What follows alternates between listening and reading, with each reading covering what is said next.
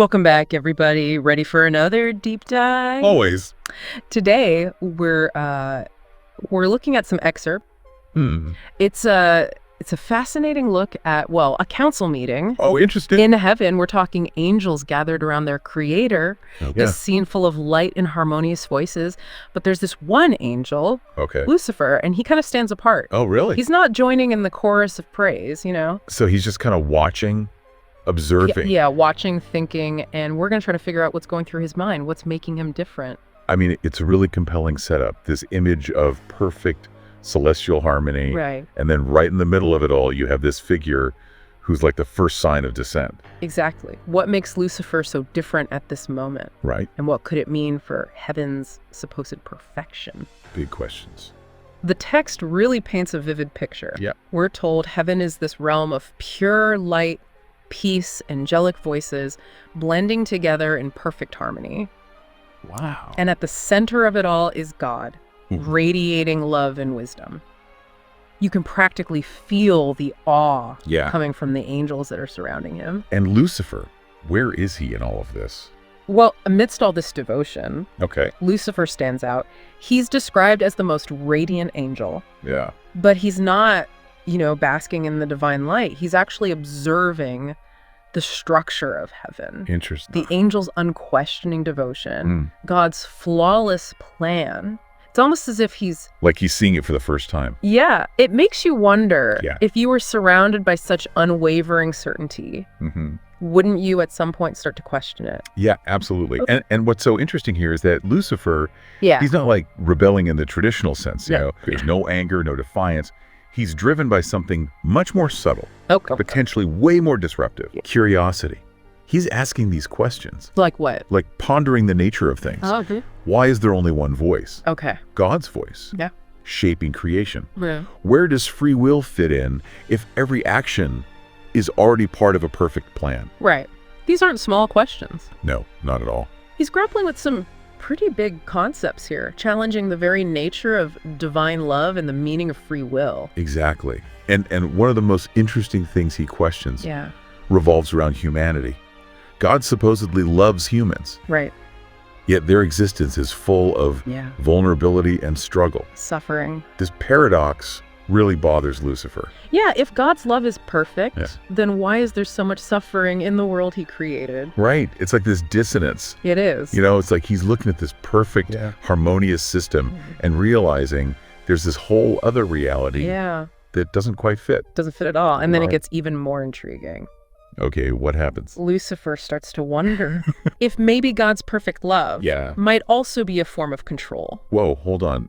Is he suggesting that God's love is a bad thing? Well, it's not that simple. The text emphasizes that Lucifer really does love God. Okay. But he's wrestling with this idea. Yeah. Could this all-encompassing, unchanging love actually be a barrier to growth and exploration? Does true creation actually require the possibility of deviation, of making choices that might not align with a preordained plan? So he's not rejecting God, right? But he's questioning the rules of the game. Exactly. And that shift, that tiny movement from blind faith to questioning, that's huge. Oh, yeah. It introduces this whole new dynamic into heaven. Okay. Lucifer's silent questions, they're like the first cracks in a seemingly perfect facade. Wow. And the text really makes it seem like this is just the beginning of his transformation. Absolutely. It's like we're seeing the birth of a seeker. Yeah. Someone who dares to look beyond the accepted truths. Right. And the ripple effect of this shift, well, that's where things start to get really interesting. I can't wait to dive in. Me neither. We left off with Lucifer, kind of caught between this radiant harmony of heaven and all these questions bubbling up inside him. It's like he's standing on the edge of a cliff, you know?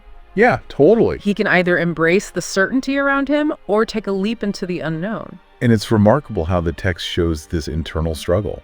Yeah. It would be easy to make him this defiant rebel. Right. But we see someone wrestling with complex ideas, someone who truly loves God, but also really wants to understand. It's almost like his love for God is what makes him ask these tough questions. Yeah. Like true devotion needs more than just blind acceptance. Exactly. It raises the question, doesn't it? Can true faith, true love, even exist without the freedom to question, to doubt, to wrestle with uncertainty. So how does this all start to show? Does Lucifer start openly challenging God? Or like sharing his doubts with the other angels? Interestingly, the text suggests a more subtle approach. Okay. Remember, Lucifer is known for his wisdom, his strategic thinking. Right. He doesn't just jump into action or confrontation. He observes, contemplates, and I think most importantly, he waits. So he's kind of testing the waters. Yeah, like gauging the current before swimming against it. Exactly. He's watching the other angels, their unwavering devotion, their unquestioning acceptance of God's plan. And as he sees this perfect harmony, his own doubts solidify, take on this greater weight. It must be lonely, feeling so out of sync. Absolutely. And it's not just about Lucifer's personal struggle either. Oh, okay. His questions, his doubts, it's like seeds being planted right in the heart of heaven. Because even if he doesn't say them out loud, the others must sense something's different about him. Oh, yeah. A change in how he interacts with the divine. Exactly. And for the other angels who've never known anything but this perfect harmony, this unquestioning obedience, this change in Lucifer must be so unsettling. It's like watching the brightest star flicker. Yeah, like it might go out. And that unease, that ripple of uncertainty. That's where things get really interesting. Okay. Heaven, remember, is built on absolute unity, unwavering faith. Right. So even the smallest deviation can have huge consequences. So how do the other angels react? Do they try to bring him back? Or do they start to feel the pull of his questions too? Well, the text doesn't say exactly how they react. Okay. But it does show the tension this creates. Right, because even if they try to ignore it, they can't miss that something's different. That the harmony is disrupted. And that's where the real drama is. Exactly. Lucifer's silent rebellion, it's not just about him. Right. It's about the potential for change within heaven itself. Oh, wow. It's about the possibility that even in perfect light, there might be room for doubt, for questioning, maybe even growth. This is where I start to get nervous. This tension, this uncertainty, it feels like something's got to give. Right. Will this silent struggle stay contained? Or will it erupt into something bigger? That's the question hanging over the rest of the text, isn't it? Yeah. And as we go into the final part of our deep dive, we'll explore what might happen because of Lucifer's silent rebellion and what it could mean, not just for heaven, but for everything. We've been following Lucifer as he goes from this radiant angel to someone wrestling with these big questions. And it's clear this struggle could really shake things up in heaven. Right. But the text doesn't really tell us what happens next. It's kind of shrouded in mystery. And that's what makes it so interesting for us, don't you think? For sure. It leaves us to imagine the possibilities, to think about what might happen because of Lucifer's silent rebellion. So let's try and unpack that a bit. Okay. If Lucifer keeps questioning what could happen, could his doubts actually affect other angels? That's a great question. Remember, Lucifer's not just any angel. Right, the morning star. Yeah, known for his wisdom, his brilliance. His thoughts, even if he doesn't say them, they hold a lot of weight. Yeah. It's possible that other angels, sensing his struggle, might start to question things too. So it's like planting a seed. Exactly. What starts as a flicker of doubt in one mind could spread to others. Wow. And imagine what that would mean. What happens to heaven's harmony if the chorus of praise starts to waver? It's kind of scary to think about. Yeah. Heaven's supposed to be all about certainty, about unwavering faith. Right. What happens when that gets challenged? It makes you think about faith itself, doesn't it? It does. Does true faith require you to just accept everything? Blindly. Or is there space for questions, for searching for deeper understanding? That's something we can all think about. Yeah. Not just in a heaven kind of way, but in our own lives too. Exactly. How often do we accept things just because that's how they've always been? Good point. And what about free will?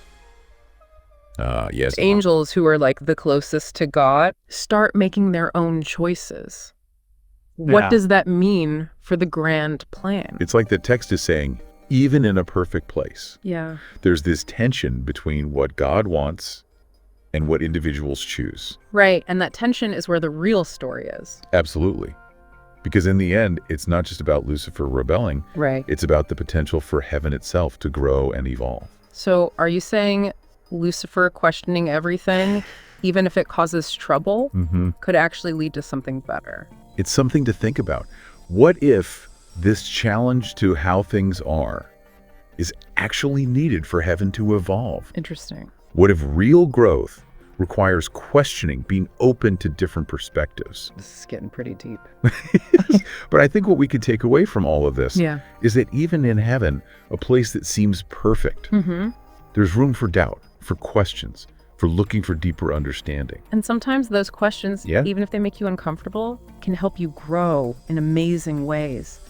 It's a good reminder that it's okay to challenge things. It is. To look beyond what we're told is true, even when it comes to our deepest beliefs. Exactly. And maybe by being curious and asking questions, we can discover something new about ourselves, and maybe even about the nature of existence itself. We're talking pre-rebellion Lucifer. Okay, even before the fall. Yep, before the fall, before he became, well, him. Wow, that's early. It is.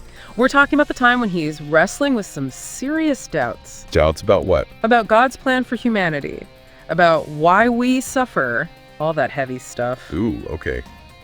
I'm intrigued already. Yeah! And what kind of source material are we working with here? Imagine Lucifer's diary. His what? Yeah, like his personal journal, all those private thoughts laid bare. Wow. That's amazing. I mean, talk about getting inside his head. Exactly. And it's raw. You can feel the struggle, the conflict. So where do we find him in this journal? What's he up to? Picture this. The most beautiful being in all creation, walking in the celestial gardens. Ah, paradise. Total paradise, perfect harmony, everything's serene. Sounds lovely. It is, except inside Lucifer's head, total turmoil. Oh, that's interesting. So like this contrast between the outer peace and his inner struggle. Exactly. You've got this perfect setting, the epitome of heaven, but Lucifer's mind is anything but serene. I can see why that would be significant. The setting almost highlights his internal conflict even more. Yeah. Right? Like, shouldn't he be at peace in this divine garden? You'd think, but clearly something's eating at him. And that something is us. Us, humanity. Humanity. He's watching us, observing our humanness. What do you mean by that? He sees our vulnerability, how fragile we are. Okay, yeah, I can see that. We mess up a lot. Right. And he sees the potential for suffering, all the ways we can get hurt, physically and emotionally. That makes sense. I mean, free will and all that comes with it. Exactly. Free will means we can choose to love, to create, but it also means we can choose to hurt, to destroy. And he's seeing all of that. Yeah. But why do you think this bothers him so much? I mean, he's an angel. Shouldn't he just trust God's plan? It seems like he does trust God, but he also loves God, and he loves humanity. And he can't reconcile the two. That's a tough position to be in. It is. He sees God's immense love for us, but he also sees the dark side of free will. And he's like, how can this work? It's like he's saying, God, I see how much you love these humans, but I also see their flaws. How can you let them suffer? Exactly. And that tension, that inability to reconcile those two things, that's at the core of his whole struggle. So how does he try to make sense of it? Does he offer any explanations? He does. He uses this really interesting analogy of a stream. A stream? A stream reflecting the radiance of heaven, the purest light. Okay, I'm following. But then within that reflection, he sees these dark patches, imperfections. Oh, I see. So the light represents God's love. And the dark patches represent humanity's flaws, our capacity for darkness. I like that. It's like he's saying that light and shadow are both part of the same essence. Right. It's not that God wants us to suffer, but suffering is kind of built into the system. Because of free will. Because of free will. It's like giving a child a precious instrument.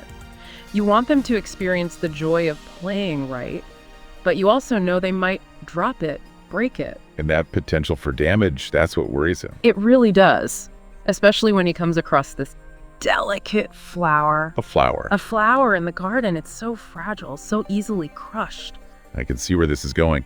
He sees the flower as a symbol for humanity. Exactly. He sees our vulnerability, how easily we can be broken, how fleeting life is. And it leads him to ask this really big question. The question at the heart of it all. Is it love to watch them struggle? Wow. I mean, that cuts deep, doesn't it? Talk about a crisis of faith. Right, we're talking about the very nature of God's love, whether he's truly all good if he allows us to suffer. Heavy stuff. So is this where Lucifer's rebellion starts? It's not rebellion yet. Not quite. It's more like a seed of doubt. A seed that will eventually grow into something much bigger, though. Definitely. But at this point, it's more about questioning than defying. Questioning God's plan, even if it's coming from a place of love and concern. That's a big deal in heaven. Huge deal. Especially for an angel like Lucifer, who's supposed to be the epitome of obedience and loyalty. It's like he's saying, wait a minute, even I, an angel, can see things differently. And that seeing things differently, that's what sets him on this path. A path that leads him further from God, ironically, because of his love for humanity. It's definitely a paradox, and it's just the beginning of his journey. I can't wait to see where this goes. Well, before we move on, I'm curious what stands out to you so far. What's the most surprising thing about Lucifer's struggle? You know, it's wild to think that Lucifer isn't acting out of spite. Right. There's no malice there. Yeah. It's just this deep need. Like a need to understand. Yeah, like he needs to reconcile what he's seeing with what he thought he knew. Like it doesn't compute. It really doesn't for him. God, I love you, but God, I love these humans. And these things just don't add up. Totally. Like, if I can see the potential for pain with my limited angel brain, right, God, with all his wisdom, must see it too. 100%. So why? Why allow it? It's the age-old question, isn't it? If God is all good, all loving, all knowing, then how can suffering exist? It's a question that's plagued theologians forever. Makes you think, right? Put yourself in his shoes. For sure. You see all this potential for pain and you love those little humans. Wouldn't you want to shield them? Of course. That's the natural instinct. To protect the ones you love. Totally. That's what makes this whole thing so relatable. Right. Because at his core, he's not evil. No. He's just trying to make sense of things. With love and concern. Exactly. He's driven by empathy and that sense of responsibility. And it challenges the whole, Lucifer is the ultimate evil trope. Like, maybe it's more complicated than that. Way more. He's not trying to overthrow God out of spite. No. It's more like, hey, I see a problem here. And I care enough to point it out. Exactly. And speaking of problems, there's this other detail in the source material. Oh. This growing distance between him and God. Right. Not a good sign, right? Not in heaven, no. Especially with how hierarchical things are up there. Right. Total obedience is the rule. No questions asked. So for Lucifer, an angel of his rank, to even think about questioning God, daring to have doubts, it's a big deal. Massive. It's like the first crack in the foundation. Of heaven's perfect order. Right. That unwavering obedience. And like he's saying, hold on, even I see things differently. And I'm going to say something about it. And saying something in heaven is practically a revolution. It really is. You don't rock the boat up there. But he's rocking it. Out of love, no less. Love and concern for those flawed little humans. The irony. It's his love that's pushing him away. So paradoxical, isn't it? And also so human. That's what I love about this story. Me too. It's not just good versus evil, black and white. There's so much nuance. It's about faith, sure, but also doubt. And wrestling with those big moral questions. Challenging authority, even when it's scary. Especially when it's divine authority. So where do we leave Lucifer?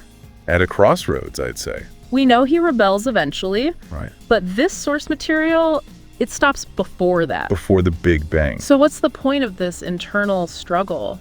Well, for me, it shows that doubt isn't the enemy of faith. Okay, I like that. It can actually strengthen faith. Interesting. Because when you wrestle with those hard questions, when you let yourself be uncertain, it can lead to a deeper understanding. Of yourself, of the world, of everything. It's like blind faith. The kind that never asks questions. Exactly. That can be pretty shallow. Yeah, like just going through the motions. A real faith, a meaningful one. Yeah. That can stand up to scrutiny. Right. It can handle the messiness of life, the hard questions. So Lucifer's journey, it's not just rebellion for rebellion's sake. No, not at all. It's a theological debate, played out in his own soul. A struggle for truth, for meaning. And it's that very struggle that sets him on this path. The path to his fall. Powerful, right. Like, even the best intentions, even love for humanity, can lead to unintended consequences. It's a cautionary tale for sure. But before we get to the cautionary part, I want to hear your thoughts. Oh. Put yourself in Lucifer's shoes. Okay. You see the flaws, the suffering. Yeah. What would you do? It's mind-blowing, right? Yeah.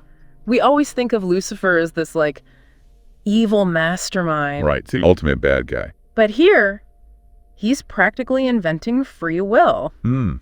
I never thought about it like that. In heaven, no less. Wow, you're right. It's like he's saying, I get to choose to. Exactly. And that makes his whole fall so much more... tragic. Yeah, tragic. Because he's wrestling with the same gift we are. Free will. The good and the bad that comes with it. And for him, it seems like it leads to punishment. Not exactly the reward you'd expect in heaven. It really makes you question the whole justice system up there. Well, yeah. Like, if free will is such a gift from God, yeah, why punish someone for using it? Especially when he's coming from a place of love. Right. Where's the line between questioning and rebelling? That's what I love about this source material. Me too. It's not just some simple story. No, it's way deeper than that. It makes you think about faith and doubt and what it means to challenge authority. Even divine authority. Especially that. So as we wrap up this deep dive into Lucifer's head, okay, I want to bring it back to you. To our listeners. To our listeners. We've explored the source material. All those inner thoughts and doubts. We've analyzed the theology. The big questions Lucifer's raising. Now, we want to hear your take. Ooh, I love this part. Imagine yourself in Lucifer's shoes. Okay, I'm picturing it. You see humanity's flaws. All our messiness. You see the potential for suffering. Knowing it's just part of being human. What do? Do you just accept it? Trust in God's plan, even if it's hard to understand. Or do you question it? Like Lucifer did. Even if it means risking everything. That's a tough one. It is. But that's what makes this story so powerful. So thought-provoking. It's not just about Lucifer. It's about all of us, right? It's about our own search for truth. And how we reconcile our faith with the difficult realities of the world. Ever come across a piece of writing that just kind of sticks with you? Oh yeah, all the time. That's what happened to me with this theological text. It's wild. It all takes place in the throne room of heaven, so you got to picture like unimaginable beauty. Yeah, I can picture total serenity, right? Exactly. Serenity you can almost feel in your bones. And there are these two main players. Well, God, obviously. Of course. And Lucifer. Yeah, that Lucifer. But here's the thing. This is like way before the whole falling from grace thing. Right, before he became public enemy number one. Exactly. Back when he was still the morning star, you know, a being of pure light, super intellect, God's right hand, basically. It's almost like getting a glimpse of Darth Vader before he went to the dark side. I like that analogy. This excerpt we're diving into, it's like this pivotal moment, you know, a conversation that really gets under your skin.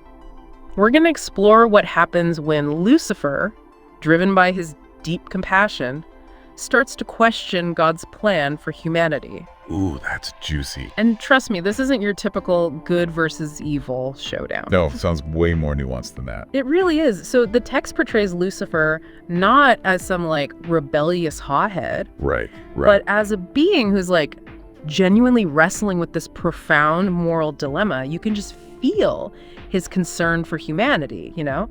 Yeah. And it leads him to question like the very nature of free will and love. I'm already hooked. And it's the way he approaches God that's so key here. It's not defiance. It's more like a respectful, super carefully worded inquiry.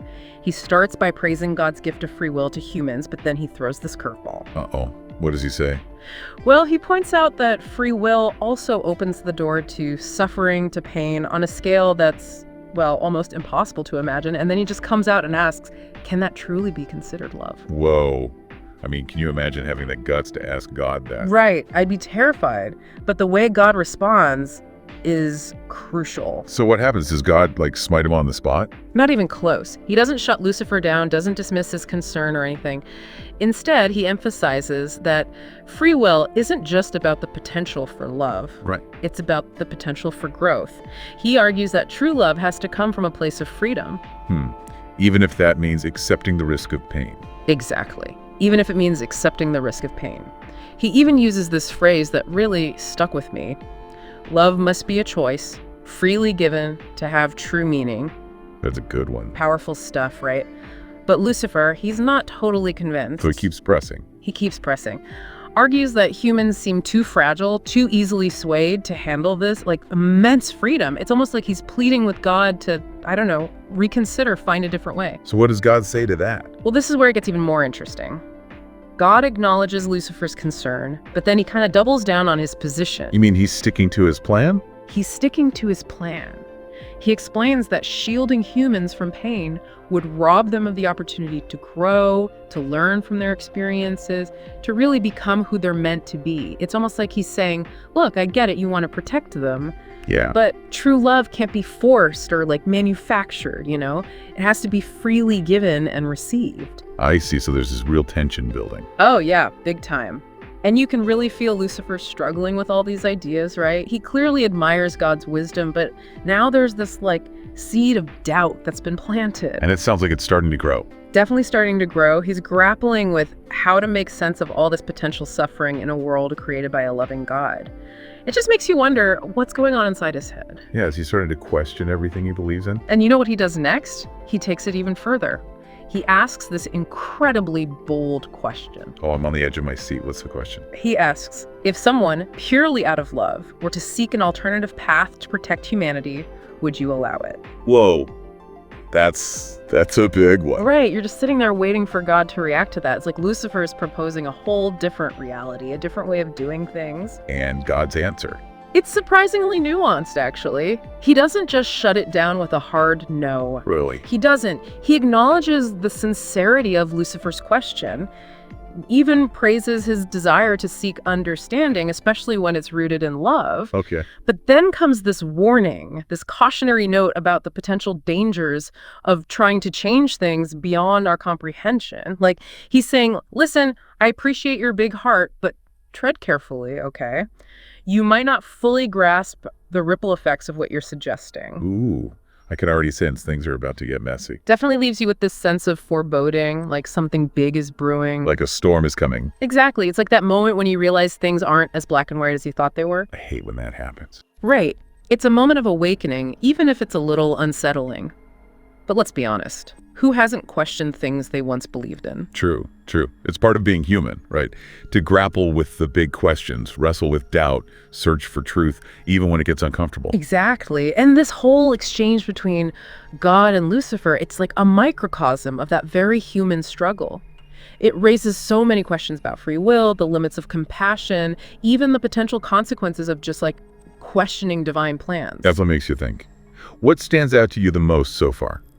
Well, this idea that questioning authority, even divine authority, right, it might not be such a bad thing. In fact, maybe it's even necessary, to grow, to reach a deeper understanding. Yes, that's exactly what I was thinking. And it makes you wonder, if Lucifer hadn't raised these questions, would anyone else have? Was he playing a crucial role in all this, even with his questioning? That is a really interesting thought. It is. And then there's this other theme that jumps out at me, this tension between obedience and compassion that Lucifer is clearly wrestling with. It's like he's torn between his loyalty to God and his empathy for humanity. That inner conflict is something I think we can all relate to on some level. Yeah, for sure. We've all felt pulled in different directions. Absolutely. And I think exploring that tension within Lucifer, it helps us understand the complexities of faith, obedience, even the limits of compassion. I like that.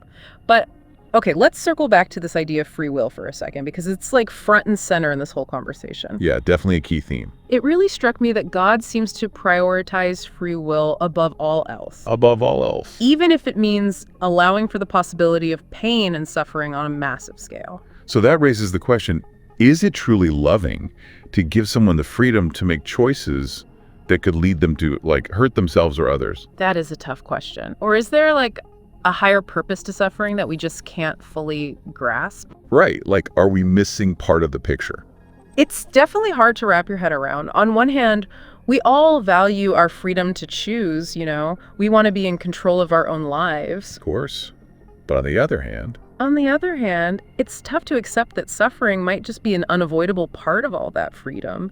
And how do you explain things like natural disasters or pandemics? That kind of suffering feels so random and pointless. I think that's where faith and perspective come in, maybe.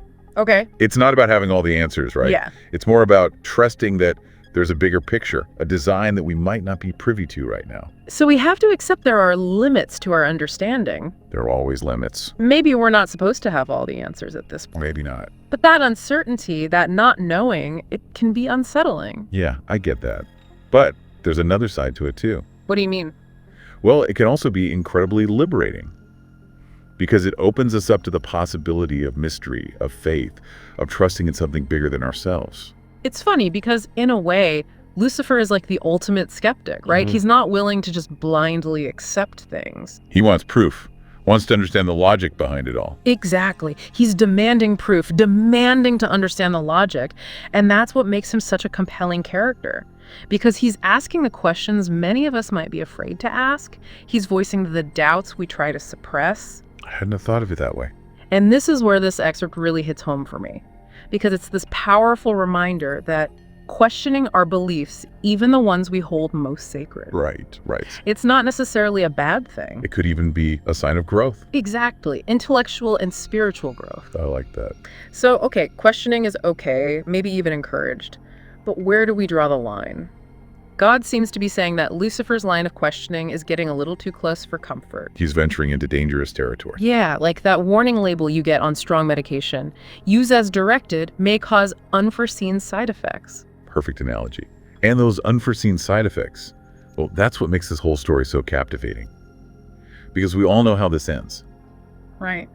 Lucifer's questioning leads to rebellion, to separation from God. The fall from grace. Exactly. So the big question becomes, was that rebellion inevitable? Was it like preordained? Or could he have chosen a different path? Could he have reconciled his doubts with his faith? That's a question for the ages, and I think it really speaks to this core human struggle, this tension between free will and destiny. Were we masters of our own fate, or are our choices ultimately decided for us? Heavy stuff. And it makes you wonder if Lucifer, an angel of light, can fall from grace. What hope is there for the rest of us? Right. Are we all capable of choices that could send us down a dark path? That's a scary thought. It is scary. Yeah, but I think that's one of the key takeaways from all this. Even those who seem closest to the divine. Even the angels. Even the angels. They're not immune to doubt, to questioning, to making choices with huge consequences. It's like this story is holding up a mirror to humanity, showing us that we all have the capacity for both great good and great darkness. Light and shadow. And in the end, it's our choices that decide which path we take. Choices matter. Which brings us back to Lucifer's final burning question, the one that just hangs in the air, you know? If someone were to seek an alternative path, a way to protect humanity from suffering, would you allow it? It's almost like a challenge, but also a genuine plea. He's desperate for another way. He is. And God's response, well, it's not a flat out no, but it's not a yes either. So he leaves things open-ended. Very open-ended. He acknowledges the sincerity of the question, but also gives that warning about the dangers of messing with things beyond our understanding. Don't play God, basically. Exactly. And that's where we leave off for now, with this feeling of unease, the sense that Lucifer, despite his good intentions, he might be stepping onto a path that leads him astray. Makes you wonder, what happens next? I know. Does he heed the warning?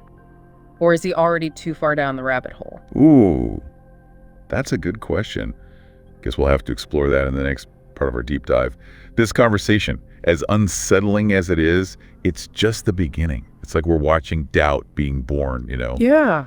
Right there in heaven. Crazy, right. And the thing is, Lucifer's not some, evil mastermind here. No, not at all. He's genuinely torn. He's looking at humanity and seeing all the potential, but also all the ways things could go wrong. Yeah, like he's got this parental instinct kicking in. Right? Exactly. And that makes him question if there's some way to protect humans from all the harsh stuff. Makes sense. But it also makes you think, is doubt, is questioning always a bad thing? Ooh, good question. Or could it actually be what pushes us towards something deeper, something more meaningful? Okay, I like where you're going with this. So let's go back to free will for a minute. Yeah, let's unpack that a little. Because that's the thing that really trips Lucifer up, right? God's basically saying free will is the ultimate gift, even if it comes with a risk of suffering. A pretty big risk, it seems like. Yeah, and that's where things get kind of philosophically messy. Oh, tell me about it. Because think about it. Free will without the possibility of messing up. Right. Is it even really free will then? It'd be like a video game where you can only win. Totally. Where's the fun in that? Exactly. But then again, it's hard to stomach the idea that God's just watching us struggle, knowing we could be shielded from all the pain. It's a tough one, no doubt. That's where this concept of, growth through suffering comes in, I think. Growth through suffering. Okay, explain that one. Well, it's this idea that those tough experiences, the times we get knocked down, they're not just some cosmic joke, you know? Yeah. They're actually chances to learn, to become more resilient, more empathetic. Okay, I can see that. But how do you explain stuff like natural disasters or pandemics? That kind of suffering just feels so random. I think that's where faith and perspective come to play. It's not about having all the answers, but trusting there's a bigger picture at work. So basically, we have to accept that there are things we're just not meant to understand. Maybe so. At least not in this lifetime. Well, that's not very comforting. I know, it can be unsettling, but think about it this way. Oh. That uncertainty, that not knowing, it can also be freeing. It opens us up to the possibility of mystery, of faith. Okay, I'm listening. Of trusting in something bigger than ourselves. It's interesting because in a way, Lucifer's like the ultimate skeptic. He's not buying it. He's not content with blind faith. He needs proof. Exactly. And that's what makes him so fascinating, right? He's voicing the doubts we all have, but might be too afraid to say out loud. He's the voice of the doubter in all of us. That's it. And that's what resonates with me so much in this excerpt. It's a reminder that it's okay to question our beliefs, even the ones we hold most dear. You could even argue it's a sign of intellectual honesty. Totally. Like that saying, the unexamined life is not worth living. Exactly. If we never question anything, how do we even know what we truly believe? So, okay, questioning's good, but where's the line? God seems to be implying that Lucifer's getting a little too close to that line. Yeah, he was pushing the boundaries. But God doesn't actually shut him down completely, right? He just issues this warning about messing with forces beyond our understanding. Like, be careful what you wish for. Yes, it's like a warning label on a powerful drug. May cause unforeseen side effects. And those unforeseen side effects. Well, that's where the drama lies, because we know how this ends with Lucifer's rebellion, his separation from God. So was that fall unavoidable? Was it destiny? Or was there a moment, a choice, where he could have turned back? Another big question, right? It really speaks to the tension between free will and fate. Are we truly in control? Or is our path already laid out? Whoa, that's deep. And if Lucifer, an angel, can fall, what does that mean for the rest of us? Are we all capable of straying? It's a scary thought, isn't it? But I think this excerpt shows us that even those closest to the divine can stumble. No one's immune to doubt or making bad choices. And that brings us back to that pivotal question, the one Lucifer poses. If someone wanted to protect humanity from suffering, would you allow it? Is it possible to change the course of things? To rewrite the story?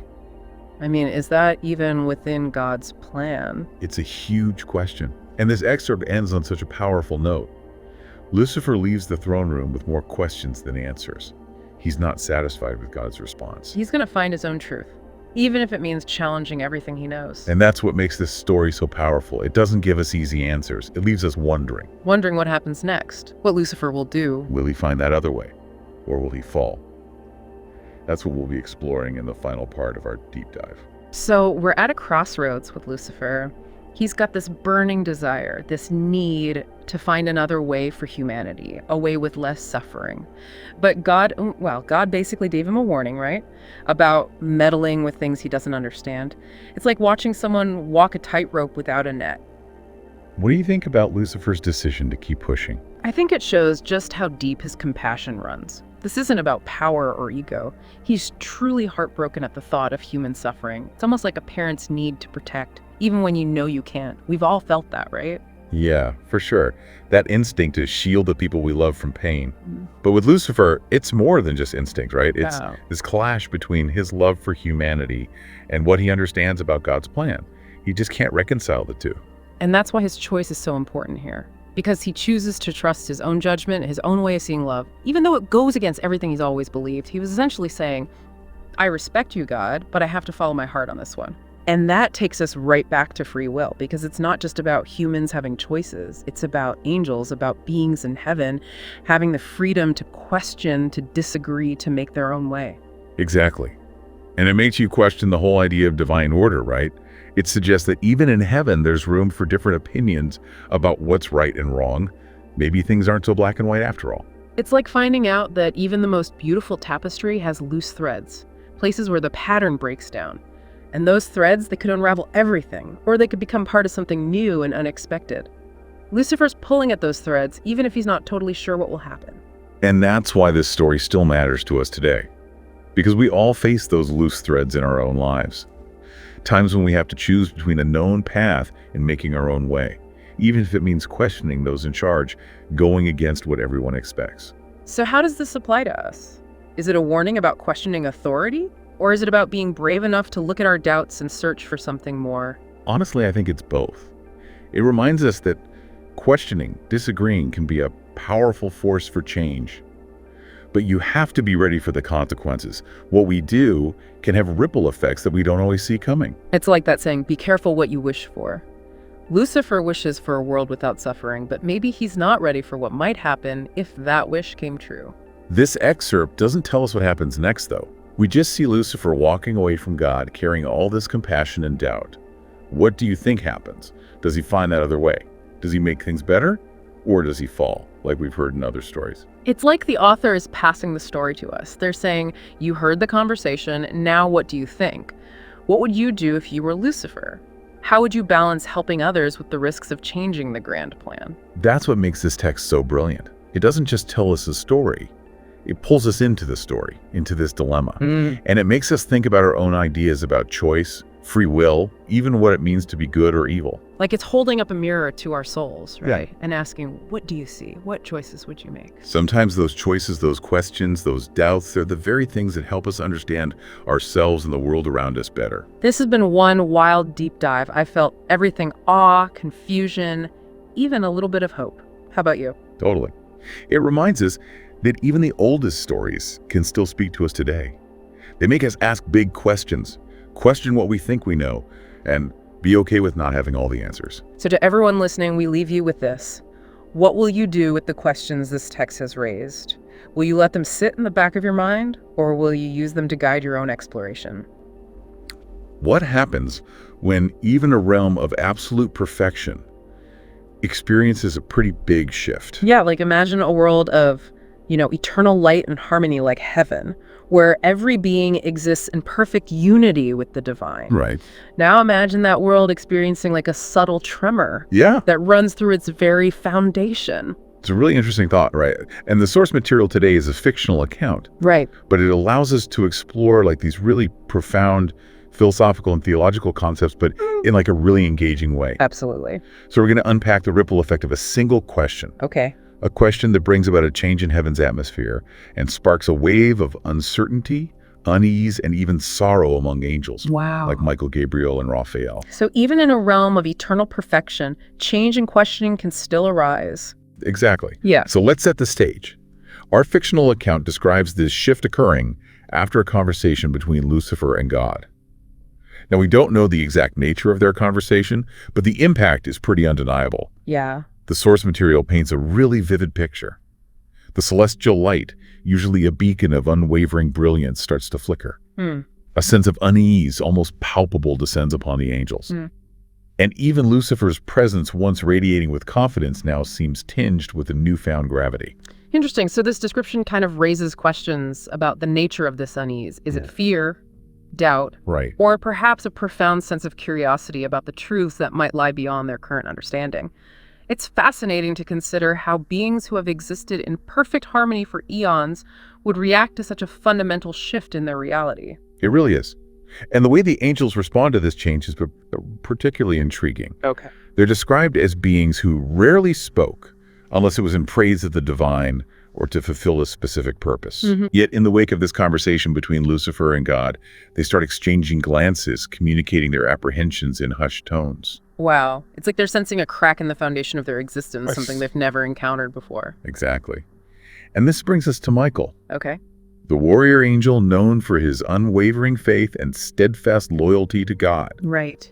Even he is not immune to this wave of uncertainty. Really? The source material describes him approaching Lucifer, his voice cautious, his demeanor uncharacteristically hesitant, as he inquires about the source of this shift, this palpable change in heaven's atmosphere. So Michael's reaction is really pivotal here, Yeah. because it shatters the image of angels as beings incapable of experiencing doubt or questioning their understanding. Right. His struggle reveals a depth to angelic nature that we might not have considered before. Absolutely. It suggests that faith, even in a realm where God's presence is all-encompassing, is not a static state of blind acceptance, but rather an ongoing journey of seeking questioning and ultimately reaffirming one's belief. And Lucifer's response to Michael's questioning is equally intriguing. Oh, okay. He doesn't deny the shift, nor does he attempt to dismiss Michael's concerns. Instead, he acknowledges the change, but with a cryptic hint of a deeper truth he claims to have uncovered. Oh, wow. A truth that seems to be at the heart of this unease, this cosmic tremor that has shaken heaven to its core. So his response is a masterclass in calculated ambiguity. It doesn't quell the unease, but rather amplifies it, fueling the angel's desire to understand what has transpired between him and God.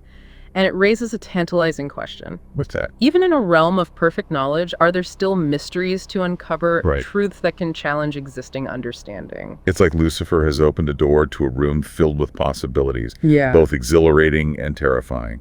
And the angels, despite their inherent perfection, are drawn to explore what lies beyond that threshold. And that exploration, that willingness to confront the unknown, even in a realm seemingly devoid of darkness, is what makes this narrative so compelling. Absolutely. It suggests that the pursuit of understanding, the desire to delve deeper into the mysteries of existence, is not a flaw, but rather an intrinsic part of any truly conscious being, even those who exist in a state of eternal bliss. So we have this perfect world, heaven, Right. experiencing a profound shift after Lucifer's conversation with God. Yeah.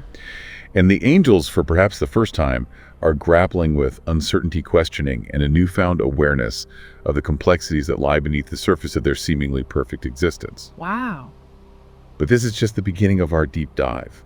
We still have to explore how this shift impacts individual angels like Gabriel and Raphael, and what this all means for our understanding of truth, knowledge, and the very nature of faith. And perhaps even more importantly, we have to consider what God's silence in all of this means. Yeah. Is it a test, an act of respect for free will, or something else entirely? These are questions we'll delve into as we continue this fascinating exploration. Absolutely. We'll pick this back up next time. Sounds good.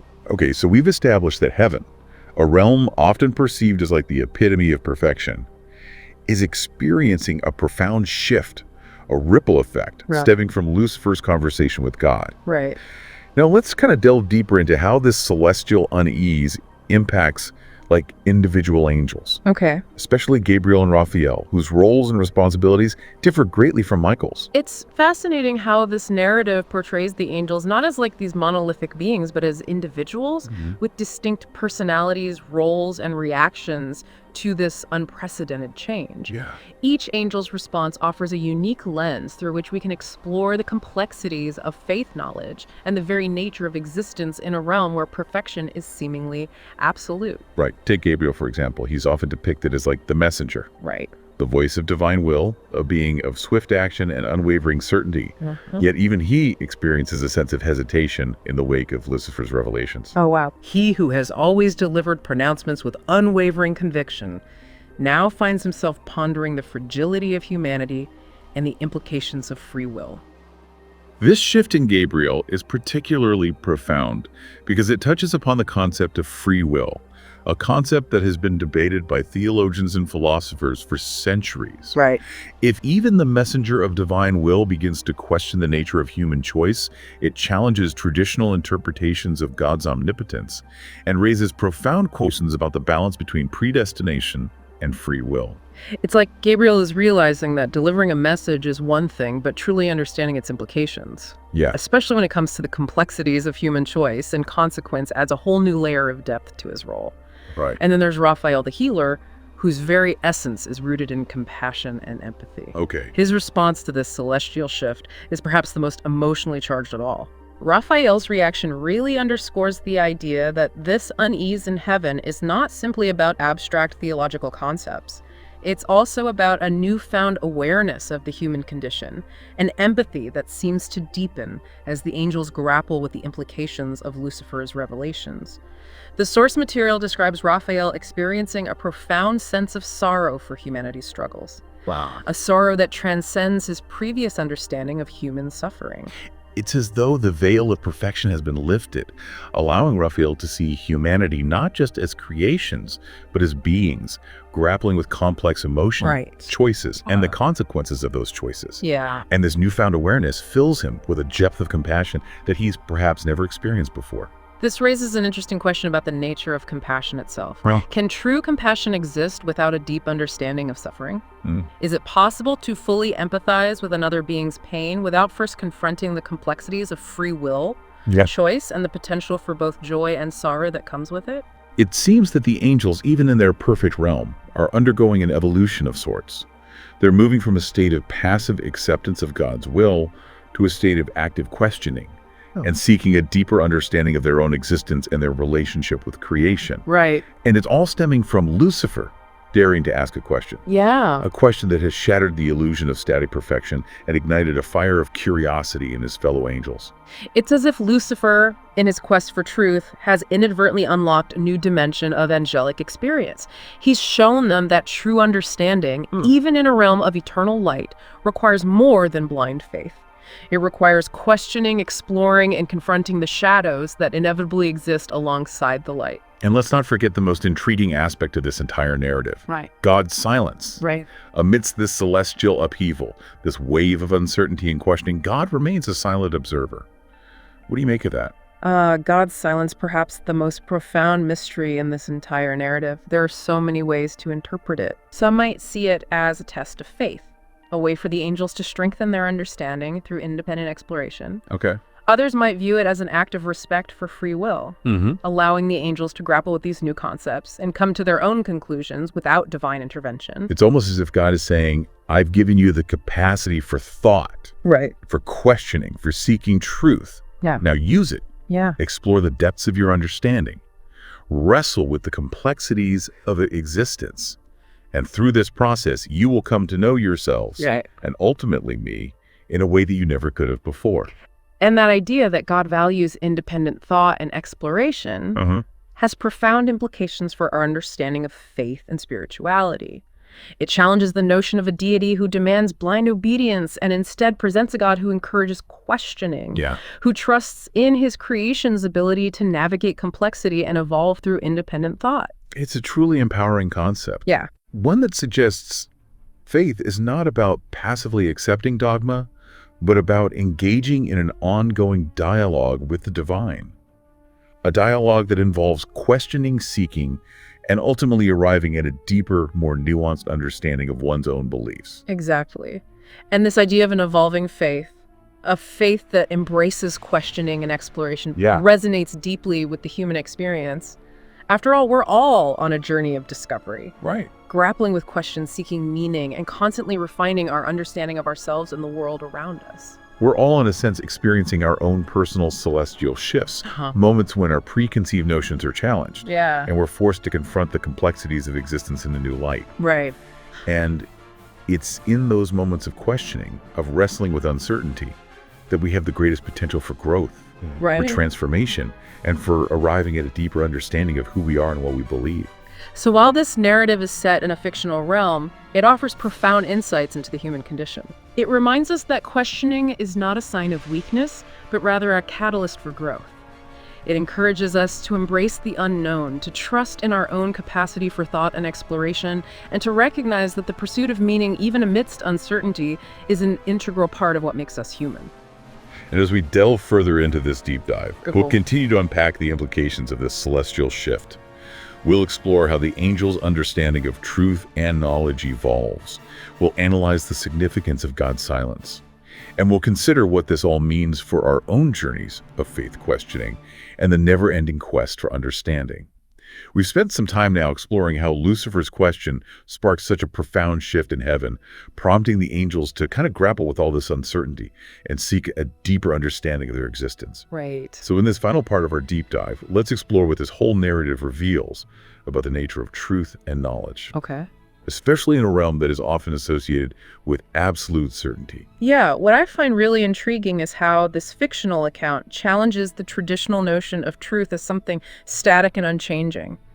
It suggests that even in a realm like heaven, where knowledge of the divine is presumed to be complete, there's still room for discovery, for evolving understanding. It's like the angels are realizing that truth isn't simply a set of facts handed down from on high, but rather a dynamic, multifaceted concept that can be explored, questioned, and even challenged. And that challenging, that questioning seems to be a key part of their journey towards a deeper, more nuanced understanding. Absolutely. It reminds me of like the Socratic method, where truth is pursued through dialogue, questioning, and the examination of different perspectives. This narrative suggests that even in a realm of eternal light, true understanding requires active engagement a willingness to grapple with difficult concepts and to move beyond the comfort of received wisdom. So the angels are moving from a state of passive acceptance to one of active seeking. They're no longer content to simply receive knowledge. They want to internalize it, to explore its implications, and to understand its relevance to their own existence. And this shift in their approach to knowledge seems to be a direct result of Lucifer's initial conversation with God.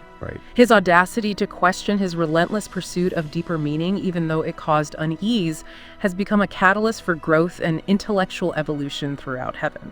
Yeah, it's a reminder that even a single question asked with genuine curiosity and a thirst for understanding can have a ripple effect. Absolutely. Sparking a wave of change that touches countless lives. And this change, while it may initially be unsettling, can ultimately lead to a richer, more nuanced understanding of oneself, one's world, and one's relationship with the divine. It's like the angels are discovering that the pursuit of knowledge is not a threat to faith or belief, but rather a pathway to a more profound and enlightened understanding. It's about embracing the mystery, acknowledging that even in a realm of eternal light, there are still shadows to explore, depths to uncover. And speaking of mysteries, we can't overlook the most enigmatic element of this entire narrative, God's silence. Throughout this celestial upheaval, God remains a silent observer, seemingly allowing the angels to grapple with their newfound uncertainties without direct intervention. This silence, I think, is what truly elevates this story from a simple narrative to like a profound philosophical exploration. I completely agree. God's silence is open to a multitude of interpretations. Does it represent a profound respect for free will, allowing the angels to forge their own paths to understanding?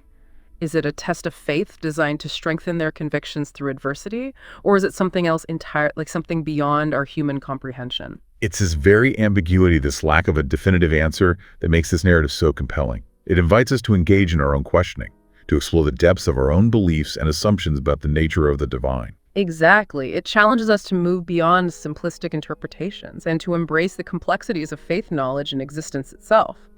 And in doing so, we open ourselves up to a richer, more nuanced understanding of our own place in the grand scheme of things.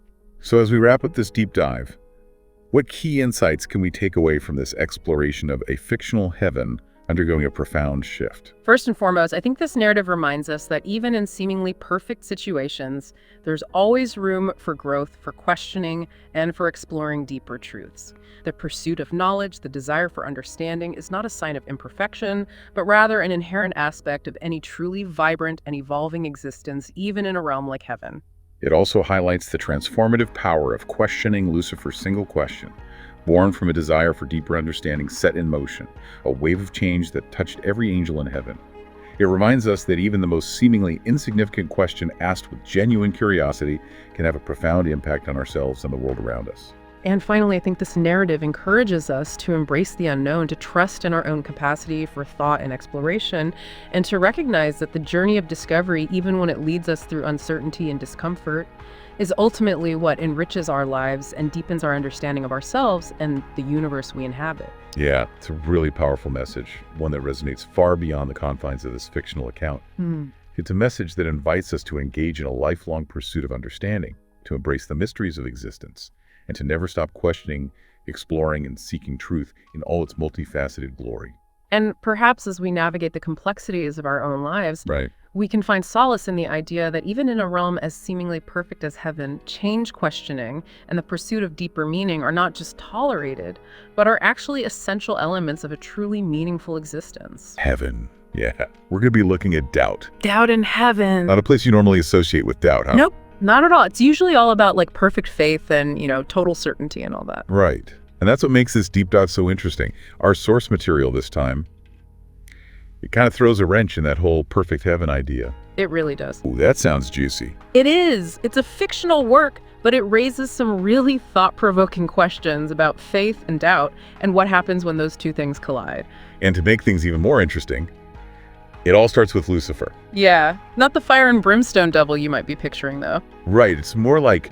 he's almost like a fallen angel, sure. But in this, he's still incredibly wise and knowledgeable. Almost too much so, I guess. It's like he knows so much that he starts to see the cracks in the facade. Or maybe he always saw them and just decided to point them out to everyone else. That's a great point, because he doesn't come out and directly challenge God or anything. Yeah. It's much more subtle than that. Yeah, it's more like he's planting little seeds of doubt. Seeds that could grow into something much bigger. Exactly. And he does it in such a clever way. Like there's this one line where he asks, is it not natural to wonder, to seek understanding? Whoa. He's framing doubt as a positive thing. A quest for knowledge, like it's this noble pursuit. Wow, sneaky, sneaky. Right, and that's what makes it so effective. He's not saying God is wrong or anything like that. He's just subtly suggesting that there might be more to learn, more to understand, even in heaven. Okay, so he's planting these seeds of doubt. But how are the other angels reacting to this? Well, they're definitely not used to this kind of talk. I can imagine. Take Azazel, for example. He's like, what could be unknown in the presence of God? It's like Lucifer just blew his mind. It's like that moment when you realize that maybe you don't know everything. You thought you had it all figured out. And then, bam, someone comes along and shakes up your whole world. And for the angels, that world has always been heaven, this place of absolute certainty and unwavering faith. So to have someone like Lucifer come along and introduce doubt, it's got to be earth-shattering. Totally. And that's where things really start to get interesting, because Lucifer's questioning, it starts to influence other key players in heaven. Like who? Well, we've got Gabriel. Gabriel the messenger. Yep. The one who always delivers God's word with total clarity and conviction. And Michael. Right, Michael, the warrior, always ready to defend heaven's order. And let's not forget Raphael. Ah, yes, Raphael the healer, known for his deep compassion. So these are some pretty heavy hitters. Heavy hitters indeed. And they're all starting to feel the effects of Lucifer's doubt in different ways. Okay, I'm hooked. Tell me more. Well, imagine Gabriel, usually so confident in his pronouncements, now hesitating. Hesitating? Yeah. It's like a whisper of uncertainty has crept into his voice, something that never would have happened before. Wow, that's wild. Okay, what about Michael? Even Michael, the epitome of unwavering strength, is starting to feel this unsettling disquiet. No way. Mr. Perfect Warrior Angel is having doubts. It seems so. He's starting to question the battles he fights, the orders he follows so blindly. So he's not just a mindless soldier anymore. Exactly. He's starting to think for himself, to grapple with the complexities of good and evil. And Raphael, what's happening with him? His reaction is maybe the most unexpected. How so? Well, his compassion, which always focused on heaven, it starts to shift. Shift to where? Down to earth. He starts to see humanity, those flawed beings, in a whole new light. He recognizes the burden of free will they carry, the constant struggle of choice. So instead of just feeling sorry for them, he's starting to empathize with them. Yeah. It's like doubt has opened him up to a whole new level of understanding. And that makes you think, right? It really does. Like, haven't there been times in your own life when someone else's question, maybe even just a simple why, made you reconsider things you'd always taken for granted? Oh, absolutely. And it can be a little unnerving at first. Definitely. Yeah. But sometimes, those moments, even if they're uncomfortable at first, they lead you to a much deeper understanding of yourself and the world around you. Right. And that's exactly what's starting to happen in heaven. It's like this perfect harmony, this unshakable faith. It's suddenly infused with tension, with doubt. The light of faith is now shadowed by thought and debate. Almost like everyone's holding their breath, waiting to see what happens next. The source uses this really powerful image. It describes heaven itself taking a breath and holding it. Wow, that's a great image. Okay, so we've got all this doubt swirling around heaven.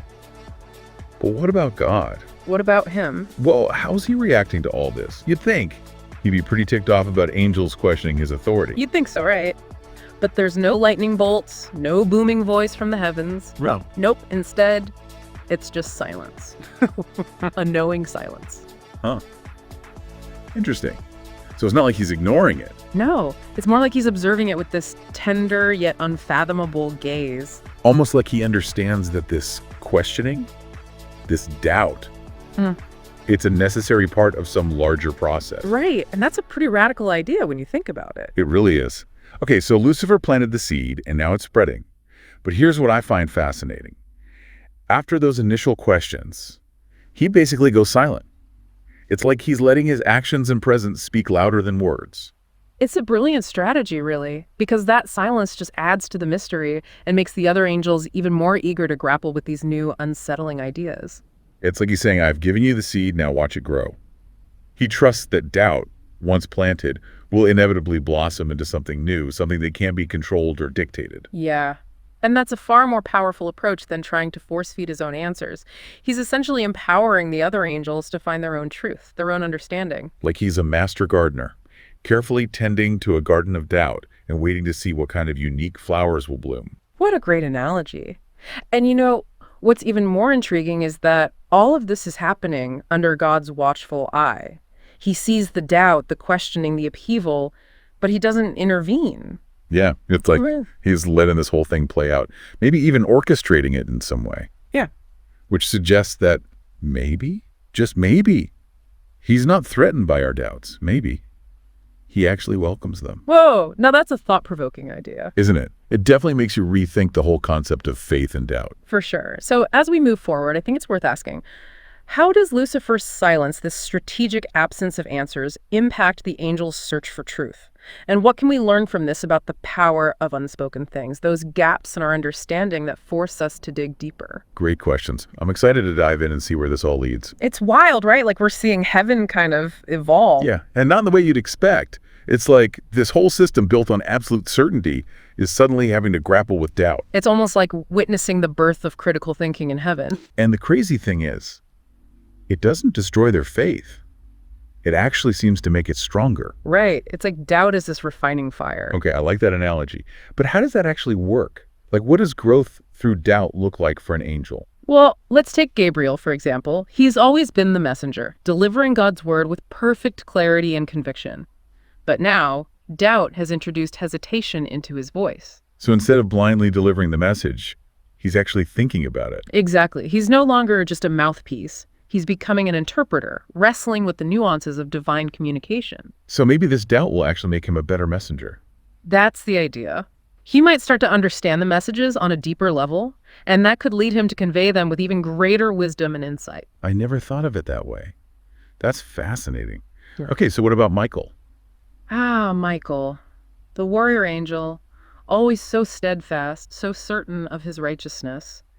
But now he's experiencing this unsettling disquiet. I still can't believe Mr. Perfect Warrior Angel is having doubts. But it's true. He's starting to question the battles he fights, the orders he follows so blindly. So he's not just blindly following orders anymore. Nope. He's starting to think for himself, to consider the complexities of conflict, the moral gray areas. So instead of just being a powerful warrior, he's becoming a wise one. Right. And that could make him an even more formidable force for good. I'm starting to see a pattern here. It's like doubt is pushing these angels to evolve, to become more than they were before. Absolutely. And then there's Raphael, whose compassion always flowed outward from heaven. But now doubt has redirected that compassion towards humanity.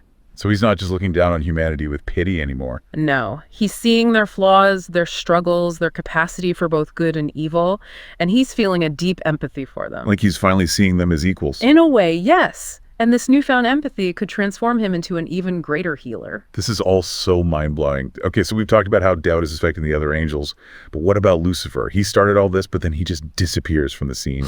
Right. He kind of fades into the background, lets his initial questions do their work. What do you think that is? Well, I think there are a couple of possibilities. Maybe he's just confident that the seeds of doubt he planted will grow on their own, or maybe... Right. Maybe he's afraid of what will happen if he pushes things too far. Interesting. So he might be playing it safe? Perhaps. But it's also possible that he's just letting the other angels find their own way. Giving them the space to figure things out for themselves. Exactly. And that's a pretty powerful thing to do, especially when you consider who he is and what he represents. It's like he's become this silent catalyst for change. A master manipulator working from the shadows. I'm really starting to see Lucifer in a whole new light now. I think that's the point of this whole story, isn't it? To challenge our preconceived notions about everything, really, even heaven, and the beings that inhabit it. I think you're right. So where do we go from here? We've seen how doubt is affecting individual angels. But what about the bigger picture?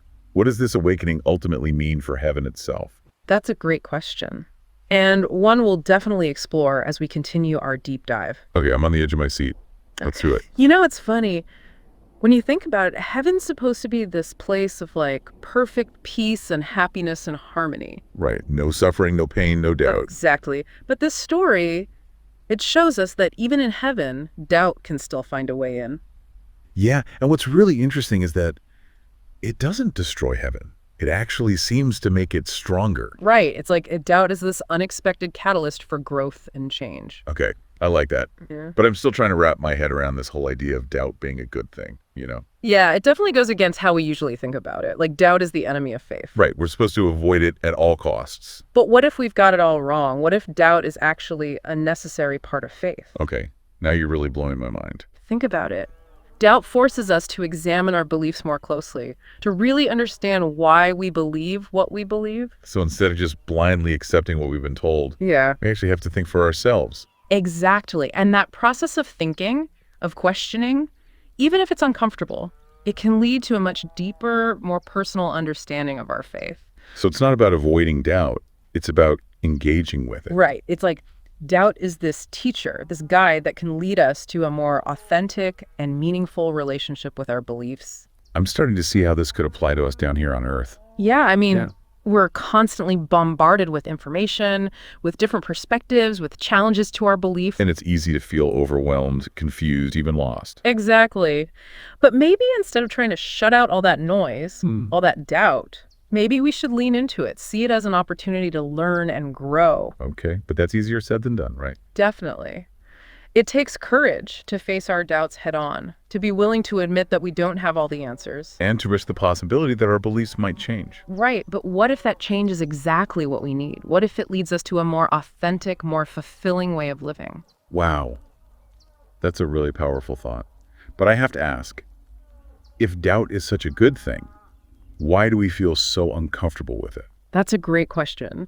And I think it goes back to how we've been conditioned to view doubt as this negative, dangerous force. Like it's a sign of weakness. Exactly. But what if it's actually a sign of strength? A sign that we're willing to engage with the world around us, to question, to learn, to grow. Okay, I'm starting to see doubt in a whole new light now. But I still have one more question for you.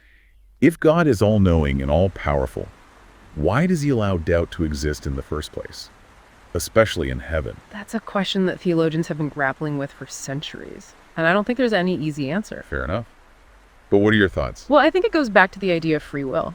If God wanted us to be mindless robots, blindly following his every command, he could have created us that way, but he didn't. So he gave us the ability to choose to think for ourselves. And with that choice comes the possibility of doubt, of questioning, of making mistakes. So maybe doubt is just part of the human experience. Maybe it's even part of the divine plan. Who knows? I guess that's part of the mystery. Exactly. And sometimes it's okay to just sit with the mystery, to not have all the answers. I think you're right. Well, this has been an incredible deep dive.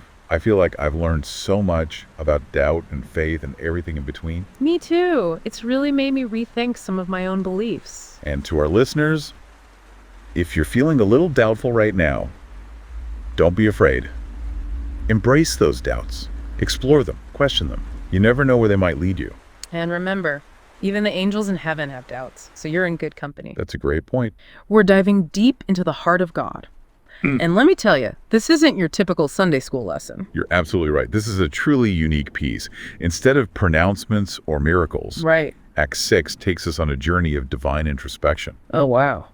Imagine God wrestling with doubt and experiencing the rawness of human suffering firsthand. Yeah. It's a perspective you don't often encounter in traditional religious texts. Okay, so picture this. God descends from heaven, but not in a blaze of glory. Right. He chooses to walk among humanity unnoticed, almost like a quiet observer. It's in these moments of hidden observation that he encounters some truly heart-wrenching scenes. Yeah, the excerpt really paints a vivid picture of the suffering God witnesses. There's a mother who loses her child to a fever despite her desperate prayers. Oh, wow. God feels the weight of her grief, her questioning, and it forces him to confront a difficult truth.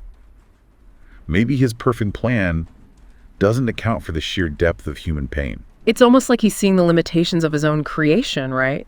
If he's all-powerful and all-loving, why is there so much suffering? Right. It's a question that's haunted theologians and philosophers for centuries. Yeah. And here we see God himself grappling with it. Exactly.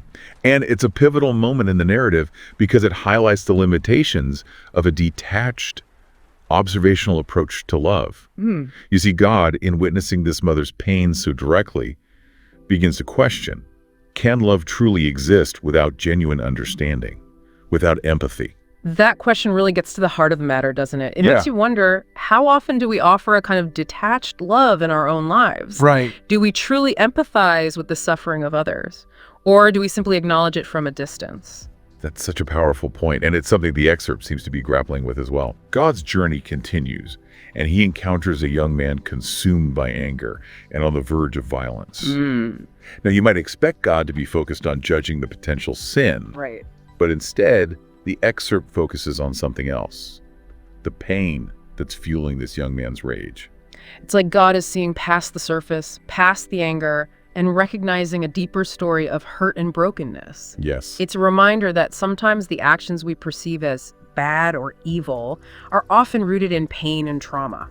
It's a perspective that challenges the simple binary of good versus evil.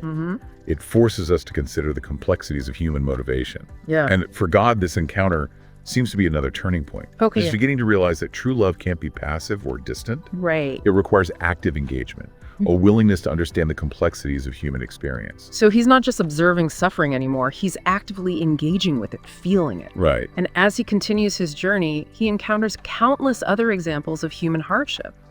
Mothers weeping, the pangs of hunger and loneliness. But amidst the suffering, he also witnesses moments of incredible resilience and beauty acts of kindness, the joy of shared laughter, and the unwavering faith of those who have lost everything. It's almost like a tapestry of human experience, right? The good and the bad, the light and the dark, all interwoven. And God, in witnessing all of it, seems to be gaining a deeper understanding of the human spirit. Not just its capacity for suffering, but its capacity for love, compassion, and hope.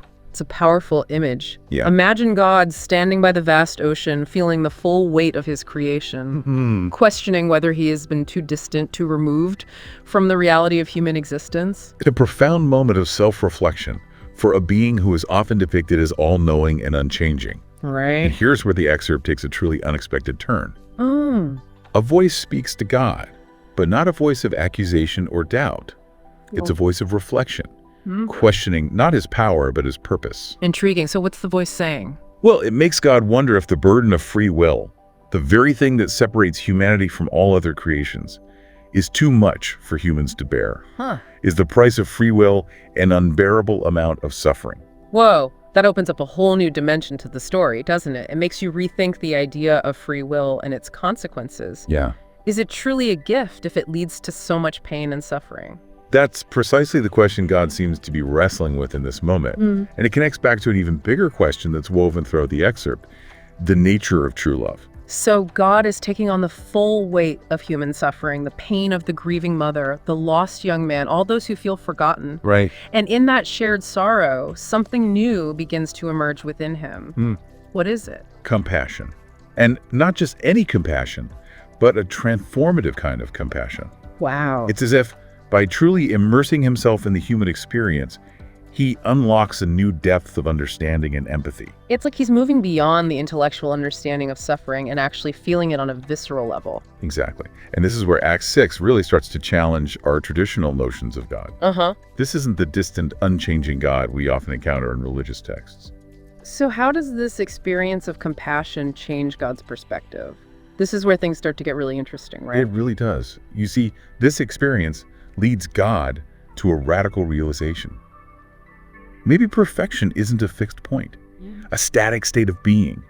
Maybe it's an ongoing process, a journey of understanding, adaptation, and ever-deepening love. Wow. That's a pretty revolutionary concept, especially when you think about how God is often portrayed as this unchanging, all-knowing being. Absolutely. Yeah. And it throws open the doors to some pretty profound questions. If God can change and evolve, what does that mean for our own understanding of faith and spirituality? It makes you wonder, if even God can experience doubt, does that make doubt a less negative thing? Could doubt and questioning actually be catalysts for growth and deeper understanding, even for us? That's a fascinating question, and one that I think the excerpt is subtly encouraging us to explore. It challenges the notion that faith has to be about blind acceptance. Right. Maybe true faith is about engaging in an ongoing dialogue with the divine. even when that involves wrestling with difficult questions and doubts. I think a lot of people can relate to that, right? Life throws curveballs, and sometimes our faith gets shaken. Yeah. But maybe like God in this excerpt, those moments of doubt can actually lead to a more profound understanding of our beliefs and our relationship with the divine. It's like those moments of questioning force us to dig deeper, to go beyond the surface level and really grapple with what we believe and why. Right. And as we wrestle with those questions, our understanding of God, of faith, of ourselves could evolve and grow. So it all comes back to that idea of compassion, doesn't it? It's not just that God intellectually understands suffering. He's feeling it on a visceral level. Exactly. And it's that compassion which seems to fuel his desire to be closer to humanity, to share in their joys and sorrows, not as a distant observer, but as an active participant. It's a beautiful and profound concept, a God who chooses to be present in the messy, complicated reality of human existence. This depiction of God is so different from what we often see in traditional religious texts. It's a God who questions, who feels deeply, and who evolves over time. It really is. Yeah. And it raises an interesting question for all of us. What does it mean if our understanding of God is constantly evolving? Does that make faith more challenging, or does it open up new possibilities for connection and deeper meaning? It definitely makes you think about the nature of faith and how it can change throughout our lives, right? If God himself can experience doubt and change, then maybe our own faith journeys are meant to be fluid and dynamic too. What strikes me as particularly fascinating is that Act 6 doesn't offer any easy answers. It doesn't try to reconcile the existence of suffering with the idea of a loving God. Instead, it presents a God who is grappling with these very questions, who is on a journey of discovery alongside humanity. It's like an invitation to join in that journey, isn't it? To embrace the complexities of faith and doubt. And to recognize that even in our imperfections, we're all part of a grand evolving story. And that's where the true beauty of this excerpt lies, I think. Even amidst suffering and uncertainty, there's a sense of hope, a sense of growth, and a love that binds us all together, even to the divine. Act 6 is pushing us to go beyond the surface, isn't it? To really wrestle with these big questions about faith, doubt, and the nature of God's love. It certainly is. And what's really interesting is that it challenges us to rethink our assumptions about what it means to be godly or perfect. Maybe true perfection lies not in static, unchanging absolutes, but in the capacity for growth, compassion, and an ever-deepening understanding of love. So where do we go from here? We've explored this idea of God grappling with doubt, experiencing human suffering, and ultimately going through a profound shift in his understanding of love. It's been a fascinating journey, hasn't it? And what's truly remarkable is the idea that even divine love can evolve. Right. It suggests a God who is not static and removed, but rather one who engages with his creation, learns from it, and grows alongside it. It's a powerful message. And one that I think will stay with our listeners long after this deep dive is over. It really does make you think about your own beliefs and how they might, shift and change over time. It certainly does. And that's something, Ed, I think we can all take away from this deep dive. If God in all his infinite wisdom and power is capable of change and growth, then surely we as flawed and imperfect beings can embrace that same capacity for transformation. It's a hopeful message, isn't it? It suggests that even in our darkest moments, there's always the possibility for growth, for understanding, and for a deeper connection with something greater than ourselves. And perhaps that's the ultimate takeaway from this exploration of God's quiet reflection. It's a reminder that faith, doubt, and compassion aren't mutually exclusive. They can coexist, even within the heart of God. And it's in that space where doubt meets compassion that true growth and understanding can occur. This deep dive has given us a lot to think about. It's challenged our assumptions about God, faith, and even the nature of love itself. It's almost like the excerpt is saying that doubt, questioning, and even pain can be transformative experiences, leading to a deeper understanding of ourselves and our relationship with the divine. Exactly. It challenges us to rethink our assumptions about what it means to be godly or perfect. Maybe true perfection lies not in static, unchanging absolutes, but in the capacity for growth, compassion, and an ever-deepening understanding of love. So after spending time with God's quiet reflection, what do you think is the most important thing for us to remember as we go about our lives? I think it's this. Even a being as powerful and wise as God can still be touched by doubt and can choose to grow and change. So it's okay for us to do the same. It's okay to question, to doubt, to wrestle with our beliefs, because it's in that struggle that we often find the greatest growth and understanding. That's a beautiful thought. And one that I think will resonate with a lot of people. So if you're out there listening and you're wrestling with your own doubts or questions, remember that you're not alone. Even God went through a similar journey and ultimately emerged with a deeper understanding of love and compassion. Absolutely. And as we continue on our own journeys of faith and understanding, let's hold on to that idea that doubt and compassion can coexist, that they can even complement each other, leading us to a more nuanced and profound connection with the divine. This has been an incredible deep dive. It's really made me think about my own relationship with faith and the divine in a whole new way. Me too. It's a reminder that there's always more to learn, and that even the most ancient and fundamental concepts can be viewed through a new lens. And that's what the deep dive is all about, isn't it? Taking a closer look at things we think we know and discovering new layers of meaning and understanding. Exactly. This is less about religion. Right. And more about just grappling with some seriously big questions. Yeah, like some of the biggest ones humans have ever tried to wrap their heads around. Right. We're talking divine love, free will, that whole should you protect someone or let them learn from their mistakes thing, which, let's face it, we all struggle with, right? Oh, absolutely. But here's the real kicker, all right? This excerpt, it portrays God as well. Questioning himself. Yes. Yeah. Like even the big guy up there, maybe he doesn't have all the answers figured out. And it's Lucifer who kind of becomes this unexpected voice, pushing God to really examine his own actions. It's like, whoa, hold on. That's not how this story usually goes. Completely flips the script. Right. So you picture this. We're in this heavenly boardroom, right? And God is watching over humanity. Yeah. Clearly kind of worried about all the stuff going down here. Yeah, you can feel that tension. Right. And then in walks Lucifer. Not all rebellious and stuff. No, not at all. More like a trusted advisor. Almost, yeah, or like colleague. Yeah, colleague, that's good. Yeah. There's this underlying tension for sure, but also they're both respectful. A grudging respect. Haha, exactly. So Lucifer just gets straight to the point. He does. He points out that God is always kind of influencing humanity, making little nudges here and there. Nudges, yeah. And he asks, straight up, is this really love? Or is it just a fancier way of controlling things? Mic drop.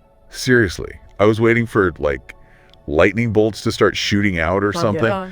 But God, he gets all defensive at first, doesn't he? He does, yeah. He starts talking about free will, how humans have the power to choose and all. Okay, yeah, free will, right? But then Lucifer, he comes back with this really insightful point. Oh, lay it on me.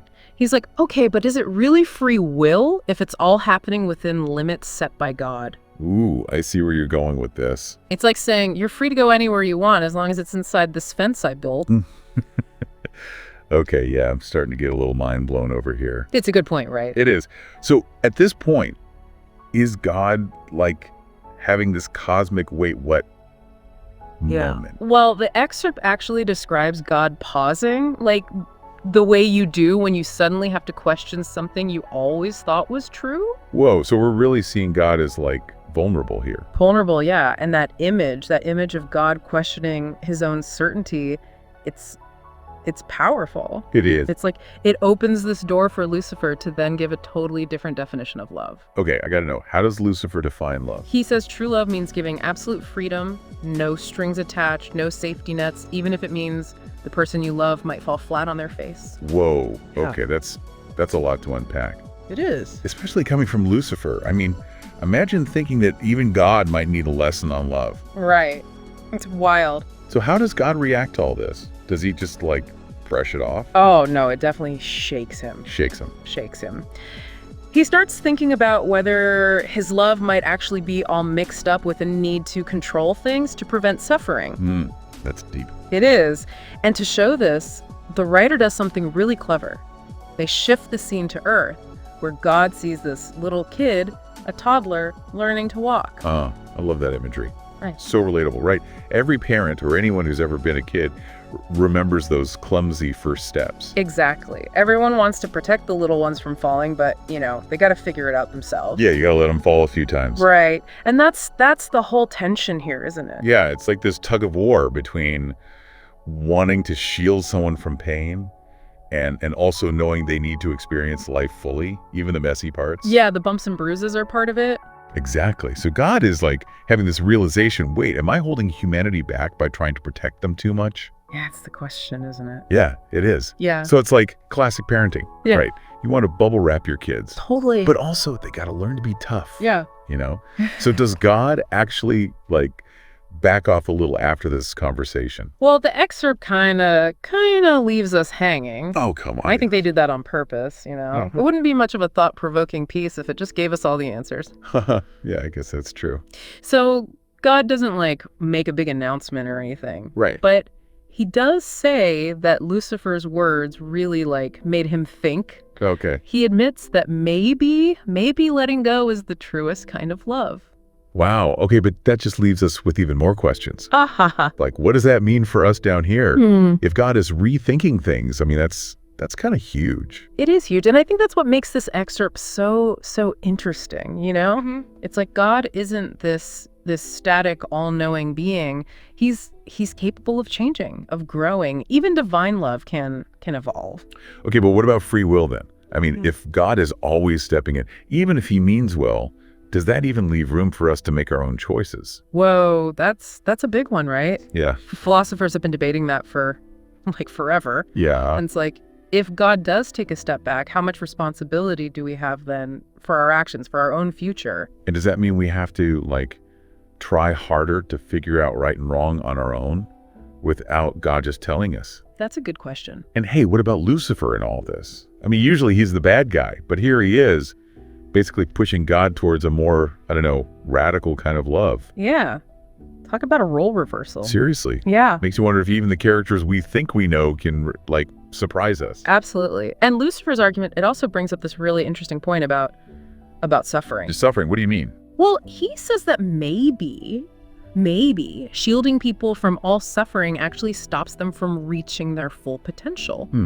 Okay, I'm listening. It's through the tough times, the mistakes, even the heartbreaks that we really learn and grow, right? Yeah. So maybe by always stepping in to prevent pain, God is actually limiting what humans can become. So it's kind of like smooth seas never made a skilled sailor, but on a cosmic level. Haha, exactly. It's maybe God is thinking, should I stop building all the boats?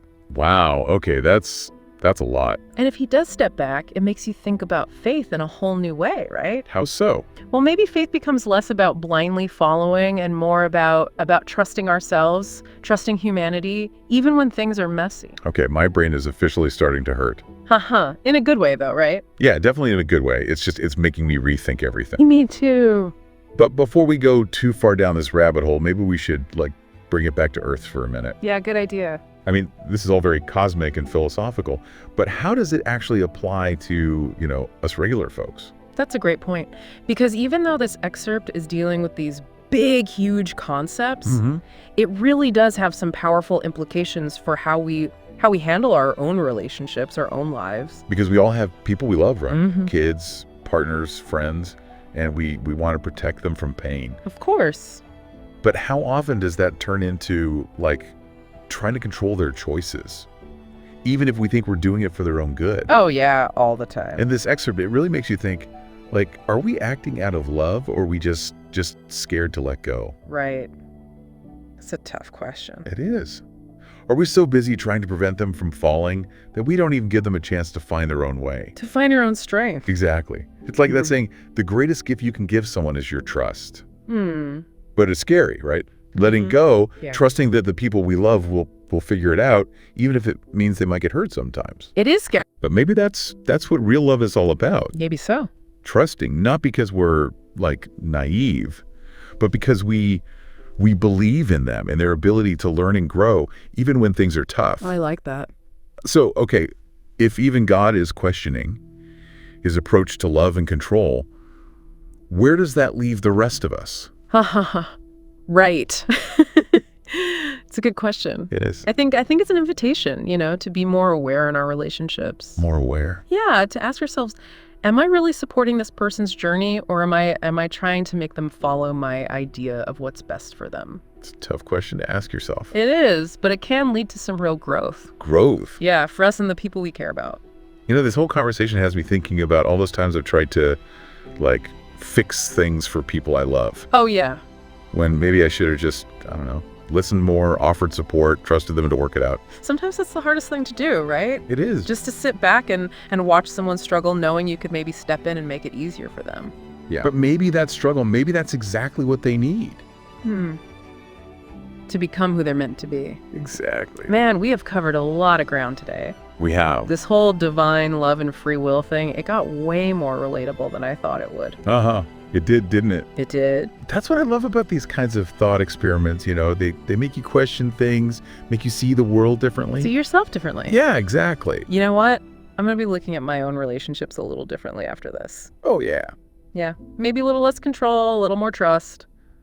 It's scary but exciting. It is. It really is. I think that's a great takeaway. It is. This whole conversation between God and Lucifer, it wasn't about giving us the answers. Yeah. It was about asking the right questions. And sometimes those are the questions that lead to the biggest breakthroughs, you know? Absolutely. Well, folks, we've reached the end of our deep dive for today. Sad to see it end. I know, right? We're going to be talking about God experiencing doubt. Okay, I'm intrigued. Not just any doubt, though. Yeah. Doubt about his creation and his purpose. That's a big one. Now, before you think we've gone full-on theology here, right, let me be clear. We're looking at this idea through the lens of a fictional story. Gotcha. It's kind of a what-if scenario, you know, the kind that really makes you think. I like where this is going. It's a thought experiment. Absolutely. And what's so fascinating about this story is it doesn't just tell us that God is doubting, which shows us the impact. Oh, I see. Imagine heaven, eternal bliss, angels singing, the whole 9 yards. Right. And then suddenly, it's like the whole thing experiences this cosmic tremor because God's having this internal struggle. So we're not just talking about God having a moment of uncertainty here. No, not at all. This is something much bigger. Way bigger. It's affecting everything. Exactly. So walk me through it. What does this divine doubt actually look like? Well, the story starts with God standing at the edge of creation. Okay. Just lost in thought. And here's the thing. Heaven goes silent. Wait, really? Completely silent. No harps, no angelic choirs. Wow. Just this unsettling stillness. You know, now that you mention it, yeah, I can almost feel that stillness. It's like the whole universe is holding its breath. That's a great way to put it. It's kind of giving me goosebumps, to be honest. And get this, even the angels feel it. Really? Even the angels? Yeah, those beings of pure light. Yeah. You know, the ones with unwavering faith. Right, they're supposed to be like the epitome of serenity. You'd think they'd be used to God's ways. Yeah, you'd think so. But even the seraphim, the ones closest to God. The fiery ones. Yes. They feel this flicker of unease. No, They're flames, the ones that are supposed to be eternal, unyielding. Right. They actually waver. So this doubt, it's like it's affecting the very fabric of heaven. That's exactly it. I'm dying to know, what has God so spooked? Well, that's where Lucifer comes in. Of course. Now, the story doesn't give us all the details of their whole interaction. Right. But it's clear that Lucifer's presented some kind of challenge to God. Okay. Something that's shaken him to his core. I see. So it's not just that God is doubting his creation itself. It's deeper than that. It's more about how he loves his creation. Yeah, and at the heart of it all is this idea of free will. Free will. Lucifer's argument is that free will is absolutely essential to true love. So Lucifer's basically saying that the kind of love God has been offering, the all-seeing, all-knowing, always there kind of love, might actually be preventing true growth and genuine connection. Exactly. Like a parent who hovers over their kid never lets them make their own mistakes or learn from their experiences. Oh, I get it. So Lucifer's point is that true love has to allow space for free will, even if that leads to mistakes. Which is a pretty radical idea when you think about it. Yeah. God's traditionally seen as, the ultimate authority, the one who sets the rules and expects obedience. It's a very different perspective. So God's all-encompassing love, his guidance, maybe that's actually what's holding humanity back. That's the challenge Lucifer's presenting. It's like he's tuning the whole concept of divine love on its head. In a way, yes.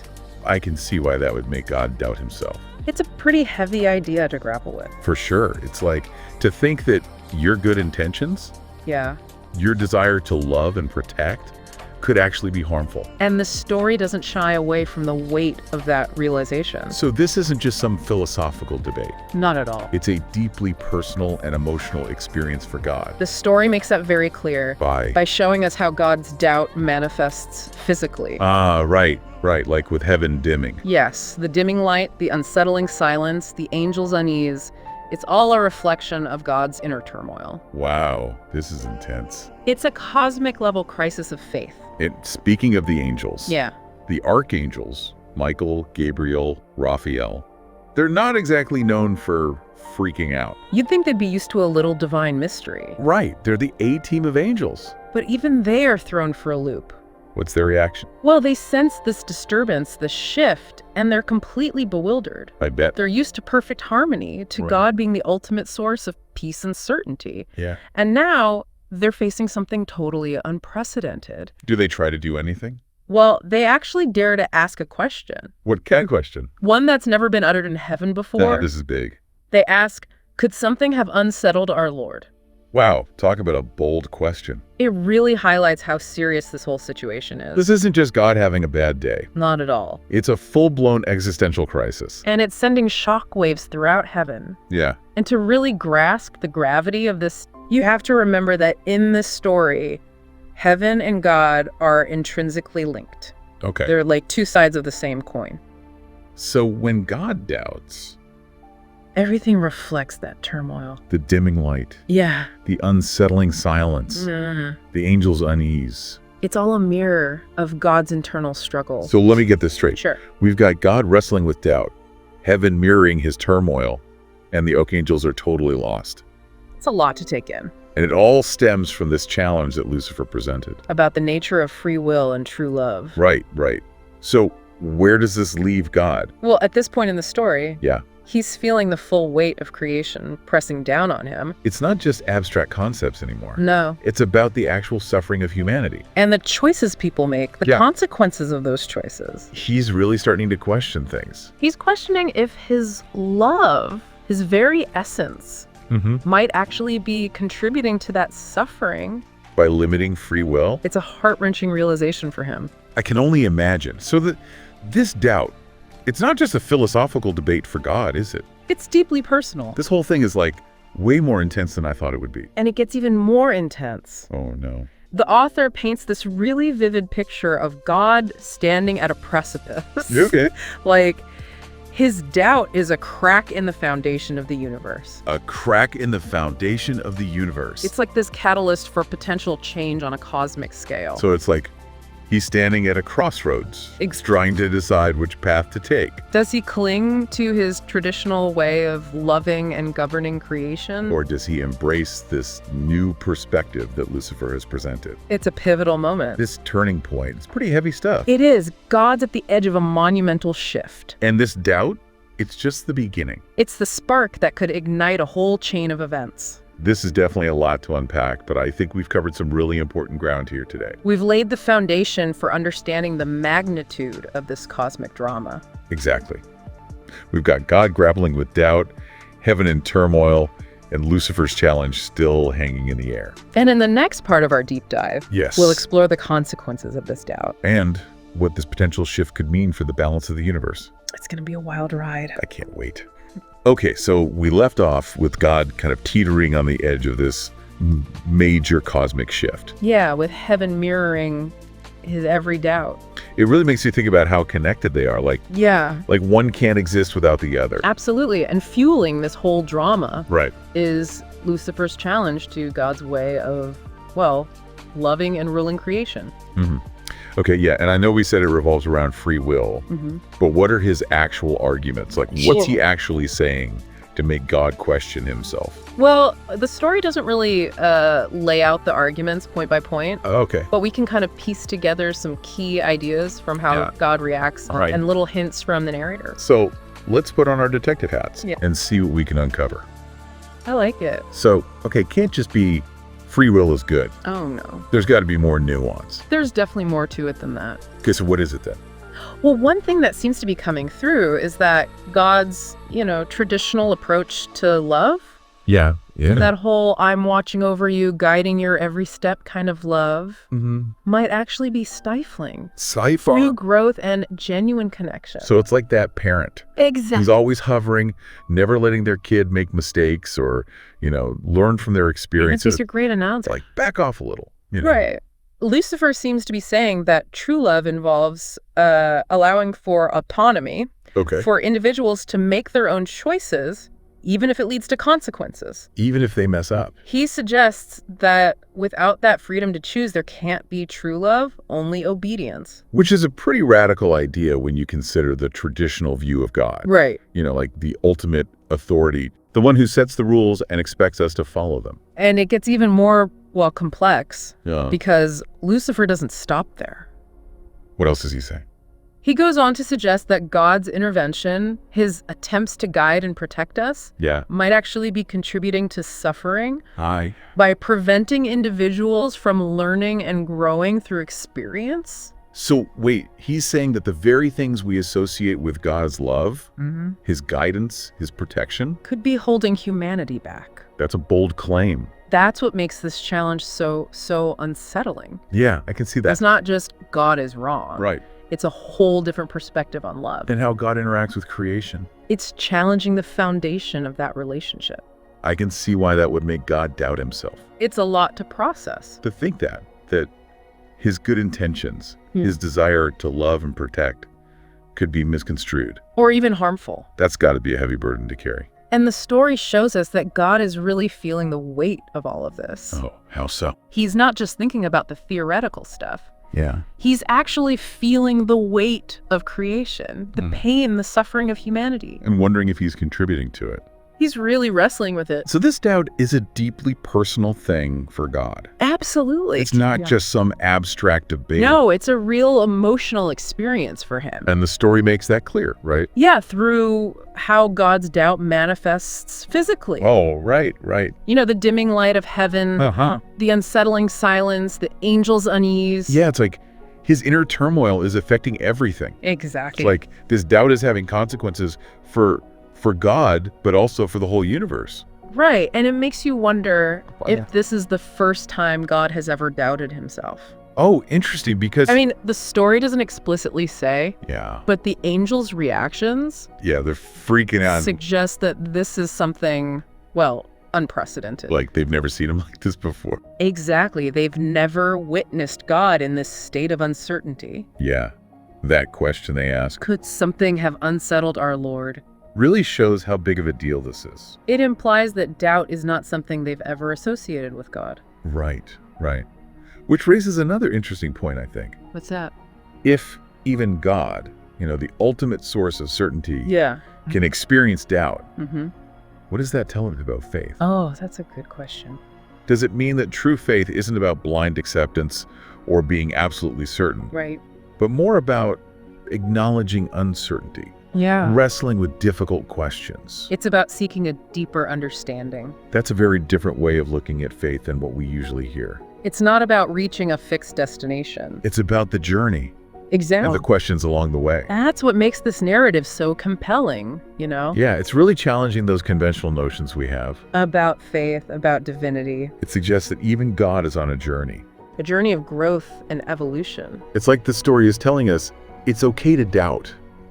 To question. Wrestle with big ideas. Through those struggles. That we can arrive at a deeper understanding. Of ourselves, of the world around us. Exactly. So instead of being the enemy of faith, maybe doubt is a necessary part of it. Even for God. That's a pretty radical idea.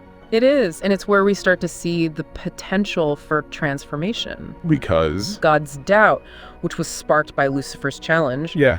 Creates this space for growth. Okay. For reevaluating beliefs, Right. It's like he's standing at this crossroads. And the path he chooses will determine the fate of everything. It's a pivotal moment in the story. This is where it gets really interesting. Oh, absolutely. So what does all of this mean for us? What do you mean? Well, if even God can doubt. Yeah. What does that say about our own human experiences with doubt and uncertainty? That's a great question, and it's one that I think the story really wants us to consider. If God, the all-powerful creator of the universe, can grapple with these things, then what?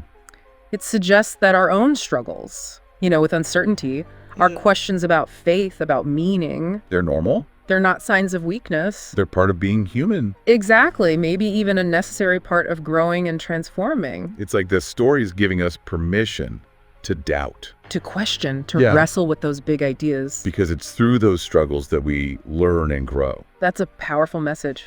So we've covered a lot here. We have. From Lucifer's arguments to what it means for God to experience doubt. It's a lot to take in. What stands out to you as the most, significant takeaway? I think for me, it's that idea that doubt, even on a cosmic scale, can lead to transformation. It's not something to be scared of or to avoid. It can actually be a force for good. Exactly. It can lead to growth, evolution, a deeper understanding of ourselves. And our place in the universe. I think that's a really powerful message and one that, really resonates with what it means to be human. For sure. And on that note, yeah, I think we've reached peak brain overload for today. I think you might be right. But we'll be back to tackle the final part of this cosmic puzzle. Oh, can't wait. We'll explore what could happen as a result of God's doubt and what this shift could mean for, everything. The suspense is killing me. Okay, so here we are. The final piece of the puzzle. We've seen God wrestling with doubt, heaven mirroring his turmoil, and Lucifer's challenge, just shaking things up. But the big question is, what happens next? Where does it all lead? Yeah, what happens when God starts questioning himself? That is the question, isn't it? And what's so interesting about this story is that it doesn't give us any easy answers. No, not really. It leaves us hanging, wondering what could happen. Makes you think about all the possibilities. Come on, no spoilers. Does God snap out of it? Does heaven fall apart? What's the end game? Let's think about the options. Okay, yeah. One possibility is that God just goes back to how things were. Right. Reaffirms his role. Overcomes the doubt, reasserts his authority. Back to normal. Heaven returns to this, perfect harmony. Classic order is restored ending. Yeah. But it seems a little too simple.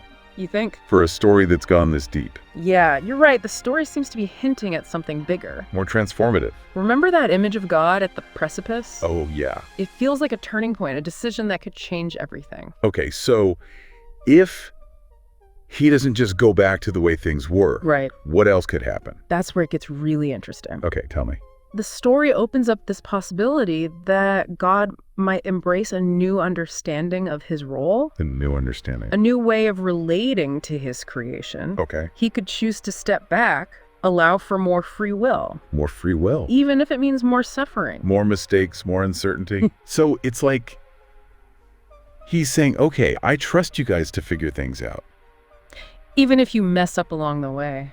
It's like a huge leap of faith, not just for humanity, but for God too. Right, letting go of control, accepting that things might not go according to plan. Yeah. That there might be darkness alongside the light. I mean, it's like he's saying that true love isn't about protecting you from everything. It's about letting you experience life fully. With all the good and the bad. And that's what's so thought-provoking about this story. It challenges how we think about God, about faith. About love, about creation. It's not about following rules. It's about those big questions, those mysteries we can't fully understand. So we don't get a definite answer. No. We get a whole bunch of possibilities. All stemming from that initial doubt. It's like doubt becomes this engine for change. For cosmic evolution. Exactly. And that's what's so cool about this story. Yeah. It doesn't wrap everything up in a neat little bow. It leaves you with this sense of wonder, of possibility. Makes you think about how vast and mysterious the universe really is. It's like the story is saying, look, even God is still learning. There's always more to discover. Yeah. And that resonates with us, right? Absolutely. We're all on a journey trying to make sense of things. Trying to find our place. And sometimes it's the doubts, the questions. Yeah, lead us to the most interesting discoveries. It's like, if we don't question things, we don't really grow. Right. The unexamined life and all that. Maybe that's true for everything. Faith, divinity, the whole universe. It's the questioning, the wrestling with the doubt that keeps things evolving. So coming back to this idea of God experiencing doubt. It's a bold idea, right? Definitely. But I think it's a hopeful one. Hopeful? How so? Because it shows that even when we're uncertain, even when things are tough, there's still potential for growth, for change. We can use those moments to understand ourselves better. And the universe we live in. And that's what makes exploring these ideas so fascinating. It's not just about analyzing a story. It's about thinking about those really big questions. What is faith? What is God? How do we find meaning in a world full of mystery? Questions that have been around for centuries. And that we might never have definitive answers to. But they keep us curious, keep us searching. And exploring this amazing universe we're a part of. Heaven's a little uneasy right now. There's been, well, some stuff happening up there. But what we're focusing on today is even more interesting. We're going to be looking at a conversation. It really digs into the nature of love and freedom. Especially when you're talking about, a divine creator and their creation. And here's the thing. This isn't just some theological debate happening way up in the clouds. This excerpt gets you thinking about how we view our own lives and choices. Yeah, it's wild how this excerpt immediately throws you off balance. Instead of the typical image of a radiant heaven, there's this palpable tension. It's almost like the whole place is holding its breath. And God, usually he's portrayed as this unshakable figure. But here, he's depicted as being unusually introspective. Even a little troubled, Right. It's like we're seeing behind the curtain. We're getting a glimpse of the divine wrestling with some doubts.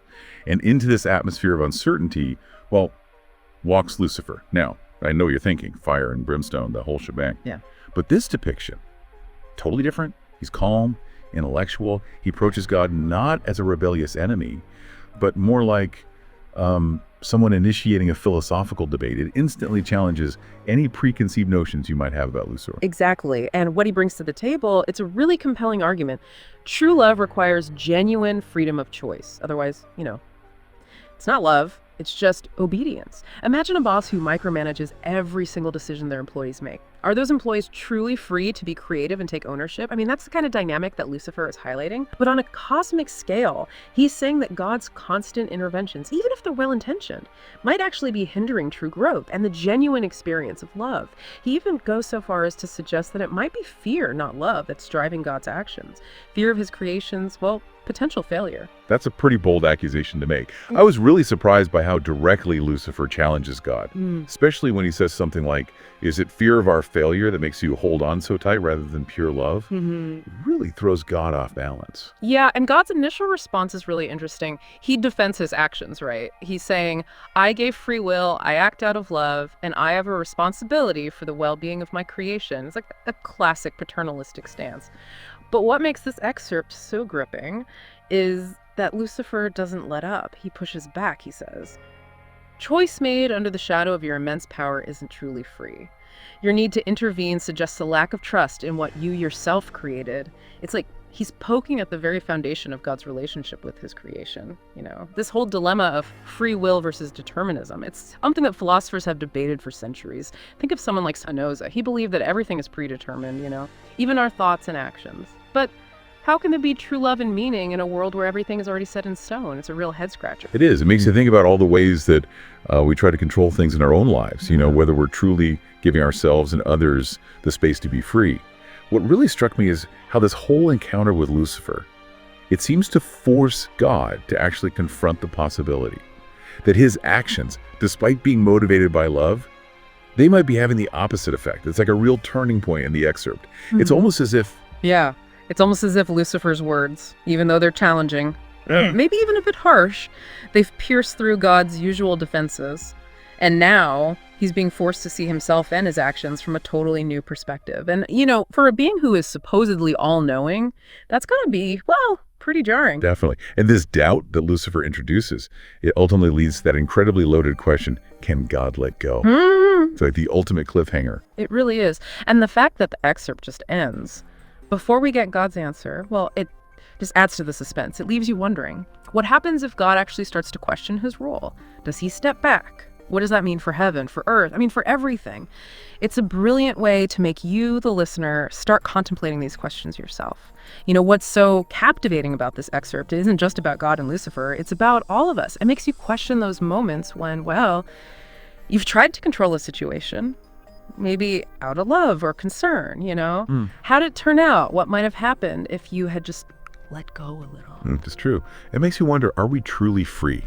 If we're constantly aware of, someone looking over our shoulder, even if it's someone who loves us, and on a cosmic level, like what would it mean for humanity if God actually did step back? Would it be liberating, or would it be, I don't know, chaotic? Right. That's the beauty of this excerpt. It takes these huge cosmic questions and makes them like deeply personal. It's like holding up a mirror to our own lives, our own relationships. Yeah, absolutely. It's not just a theological debate. It's like a crash course in philosophy, but disguised as this intense celestial drama. We talked about Spinoza earlier and how he believed in a deterministic universe where everything's, predetermined.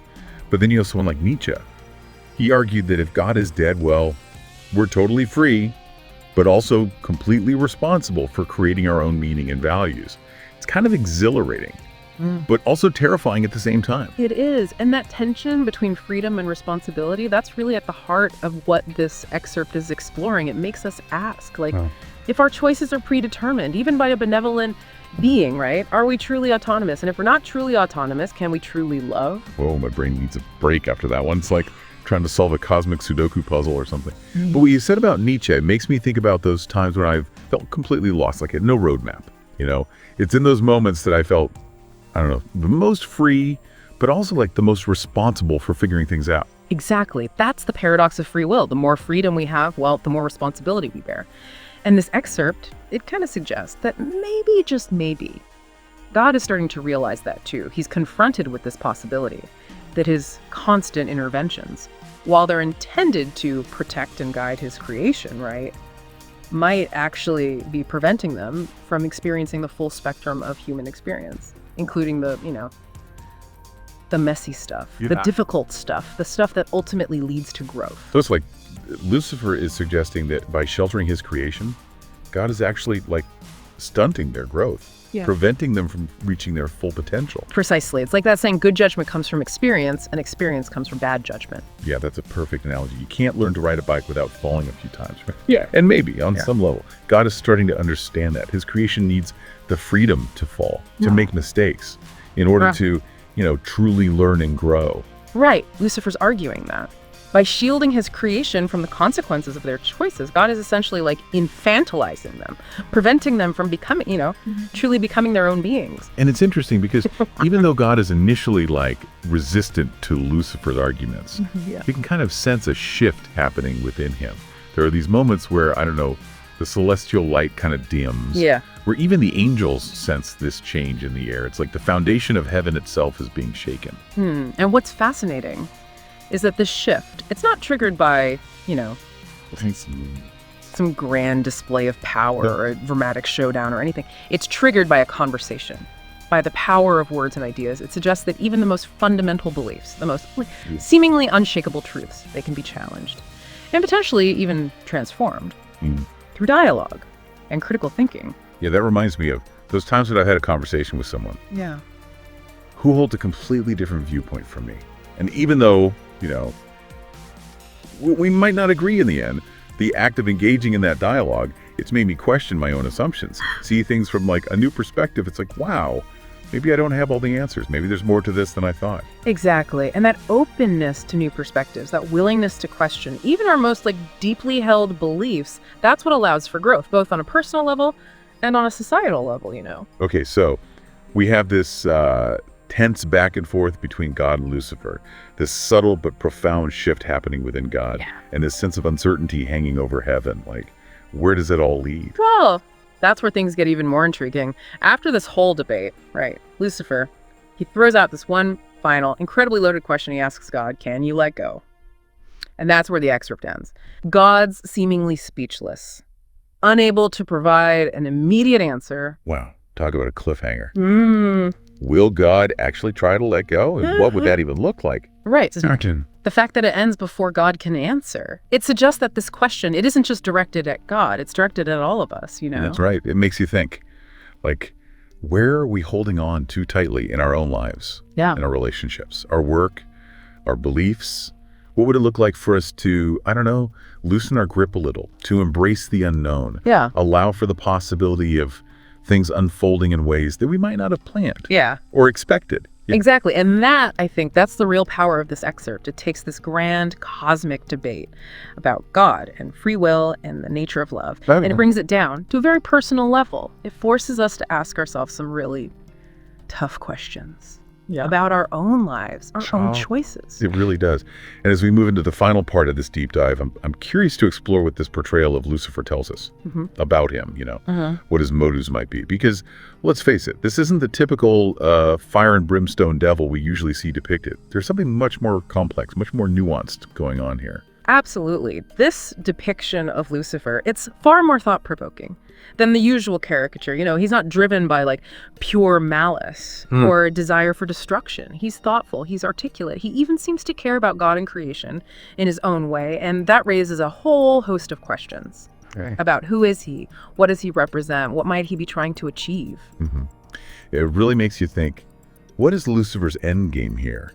He's not like the stereotypical villain we often imagine, is he? He's not like trying to, overthrow God or corrupt creation. It's more like he's challenging God to, rethink his approach, to maybe even like evolve in a way. Right. And it's remarkable that he's even able to do that, to like plant those seeds of doubt, make God question himself. I mean, it suggests that Lucifer, despite his fall from grace, he still has this deep understanding of God's nature, maybe even a connection, that hasn't been completely severed. It's almost as if he's acting as like a catalyst or something, pushing God to some kind of transformation. But is this transformation like something God even wants or needs? That's a great question. It brings us back to, one of the core themes of this whole excerpt, the nature of free will.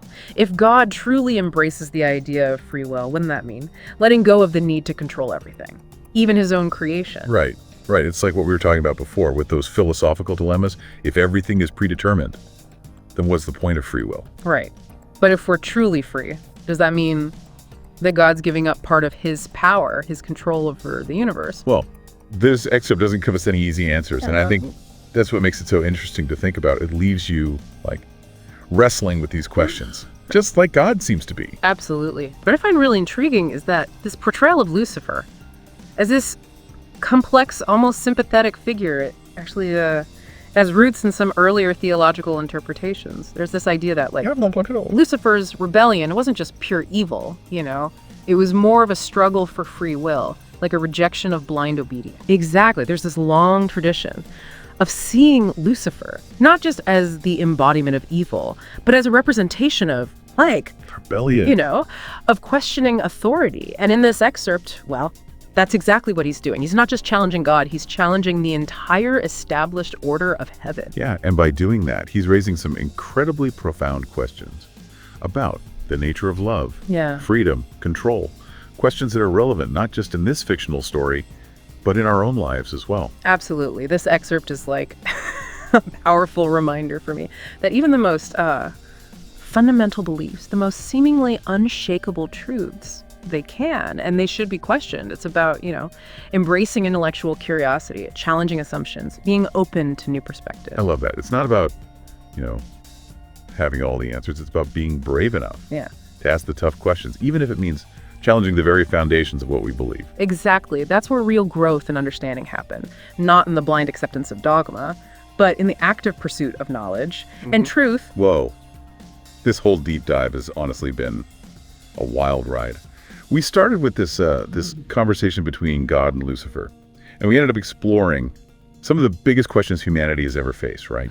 Free will, determinism, the nature of good and evil, the meaning of existence. It's a lot to take in. It is, but I think that's the beauty of it. It's in those moments of uncertainty when we're forced to, confront the unknown. That's when we truly start to learn and grow. So as we wrap up this deep dive, I want to leave you, the listener, with a few questions to think about. What do you think about this portrayal of Lucifer? What are his true motives? Can God truly let go? And what would that even mean for us? And most importantly, where are we holding on to tightly in our own lives? What would it look like for us to, embrace a little more freedom, a little more uncertainty, a little more trust in ourselves and in the unfolding of life? Those are great questions. And as you grapple with them, just remember that the journey itself, it's just as important as the destination. Keep exploring, keep questioning, and keep the conversation going. Beautifully said. What if God has a crisis of faith? Oh, that's such a fascinating idea. We always think of God as this all-powerful, all-knowing, being completely confident. Right. But to imagine him vulnerable, that really flips the script. Yeah, it does. And this isn't just like a surface level what if.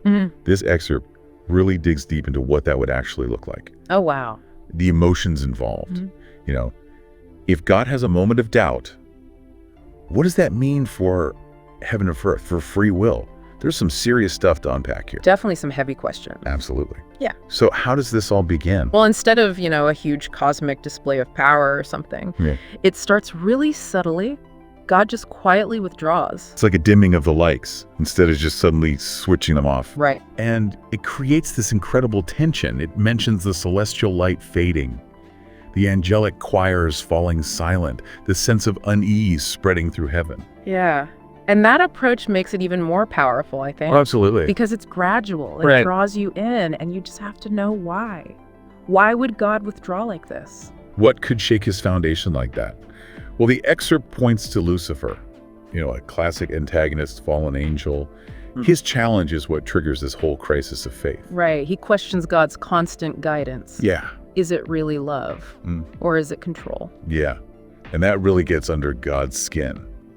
Forces him to confront those deep questions about creation, free will, and what it all means. It's like that little pebble that starts an avalanche. Yes. Yeah. Exactly. And what's fascinating is that even Lucifer seems surprised by what happens next. Yeah. The silence that follows his challenge. Right. It's as if he unleashed something that he didn't quite anticipate. Yeah. And now he's feeling the weight of his actions too. That's a nice twist because it makes him a much more complex character. Absolutely. And this withdrawal doesn't just affect heaven, right? Right. It's like a ripple effect. Yeah. The excerpt describes tremors on Earth, unsettling winds, oceans churning. It's like the whole planet is holding its breath. It shows you that everything's connected. Like disturbances in nature can really impact us. Absolutely. So this shift in the divine realm sends these shockwaves through all of creation. Right. So then how do the archangels react to all of this? These are like God's closest confidants. Yes. We're talking Michael the warrior, Gabriel the messenger, and Raphael the healer. And the way they react, it's so human. It is. It's amazing how the writer makes these powerful beings relatable. So relatable. Because they're not stoic or emotionless. They're grappling with fear, confusion, even abandonment. Just like we might when things get uncertain. And each one reacts in a way that really reflects their personality and their role. So you've got Michael, known for his faith and strength, but even he starts to doubt. It's a struggle a lot of us can relate to. Definitely. That challenge to our beliefs. Right. And then there's Gabriel, the messenger. Imagine you're used to delivering God's word. You have this direct line. Yeah. And then suddenly silence. He's completely lost. He's speechless. Lost without that connection. Yeah. And then Raphael, the healer, he's just filled with worry. He's thinking of the consequences. Yeah. What happens without God's guidance. Without that intervention. Yeah. It's like each archangel represents a different way that we as humans might react to a crisis of faith or when we lose something important. It really makes you think, how would you react in their position? It makes you look inward, for sure. So we've got all this going on. Heaven's in turmoil. Earth is feeling the effects. Even Lucifer's having second thoughts. But what about God? He retreats. Where does he go? To this huge silent space, beyond heaven, beyond time. It's like he needs to step outside of everything. To really examine it all from a completely detached perspective. Powerful imagery, right? But he's not just passively observing, is he? He is not. He's wrestling with these huge questions about creation, the beauty of it. The joy, the suffering. All of it. Trying to understand if his intervention has really helped or not. Imagine that God questioning his own actions. It really challenges how we see him. And through it all, Lucifer's question keeps coming back. Is it love or is it control? It really gets to the heart of the issue. It does. That's what makes this excerpt so compelling. It gives us a glimpse into God's mind as he struggles with these enormous concepts. It does. So we have God in deep thought. Heaven's in crisis. Earth is feeling the impact. And there's this overwhelming feeling of uncertainty. Absolutely. The excerpt even describes heaven as dimmed, almost listless. The angels are lost without direction. The future is unknown. It's a powerful contrast to how we usually imagine heaven. It is. This radiant paradise. But here it's unstable, changing. It makes you think, if heaven can be shaken, what does that mean for us? Big questions. So much to think about, and we've only just scratched the surface. We have. Let's take a closer look at how the archangels specifically are dealing with this and how Earth is being affected. All that and more after a quick break. Sounds good. It makes you think about, leaders in general. Oh, yeah. Religious figures, people we admire, we always assume they have it all figured out. Right. that they're certain. It's comforting. Yeah. But this excerpt really flips that idea on its head. It's like saying doubt, questioning, those aren't weaknesses. Right. They're essential for growth. For understanding. Yeah. Even for a being like God. Right. So we've got this huge cosmic event happening. Right. But then we zoom in on the archangels. Yes. And their reactions. So human. They're not these distant figures anymore. They're right there with us, experiencing fear, confusion, feeling abandoned. And Michael, the warrior, he's trying so hard to keep believing. But you can feel that doubt creeping in. That internal struggle. It's something so many of us go through. Right. When our beliefs are challenged. And hold on. It's a question that goes beyond just religion. It's about life itself. Then we have Gabriel, the messenger. Right. Used to delivering God's word, always had that purpose. And now silence, completely cut off. He's lost without that communication. It makes you realize how important purpose and direction are. It does. When those are gone, it's disorienting. For sure. And then Raphael, the healer, right, he's focused on what could go wrong. The potential consequences. Without God's intervention, it's that human need to anticipate. Yeah. To worry about the future. Always trying to figure out what might happen. Exactly. When we lose something we depend on. It's fascinating how each archangel represents a different aspect of how we might react to a crisis or a loss. Michael's the struggle to believe, Gabriel, the need for guidance, Raphael, the anxiety. It's brilliant. It makes this cosmic story feel so personal. Very much so. It makes you ask, which archangel am I? Yeah. Okay, so we have heaven in turmoil, Earth's feeling the effects, Lucifer's having second thoughts. But what about God? He's in this vast, silent space, outside of heaven, outside of time. It's as if he's stepped back from his creation. Like he needs that distance to get a different perspective. To see the bigger picture. Right, but he's not just watching. No, he's not. He's wrestling with these huge questions about creation, the beauty and the suffering. Trying to understand if he's made things better or worse. It's a God who's capable of doubt, introspection, even sadness. Which is not how we usually think of him. Definitely not. And that question from Lucifer, is it love or is it control? It keeps echoing in God's mind. Yeah, it shows that even God can be affected by what others say. Absolutely. It reminds us that words have power. They do. Yeah. Even when directed at someone seemingly all-powerful. Even then. So God's in deep thought, heaven's in a crisis, Earth's feeling it all, and there's this overwhelming uncertainty. The excerpt describes heaven as dimmed, the angels are lost, the future is unknown. It's a stark contrast to the radiant paradise we usually imagine. Right, a total shift. It makes you wonder if heaven can be shaken. What did that mean for everything else? Exactly. So many questions. So we have this uncertainty, this doubt, this introspection. But the excerpt also uses really strong imagery to describe what's happening in heaven. It's not just a crisis of faith. It's a physical change. Heaven without God is described as a paradise without a center, a symphony without a conductor. Powerful imagery. Isn't it? It conveys that sense of emptiness, disorientation. Like heaven's lost its heartbeat. Yeah. The lights are dimming, the choirs are silent, the angels are adrift. It makes you think, what gives us purpose and stability? It does. And what happens when those things are gone?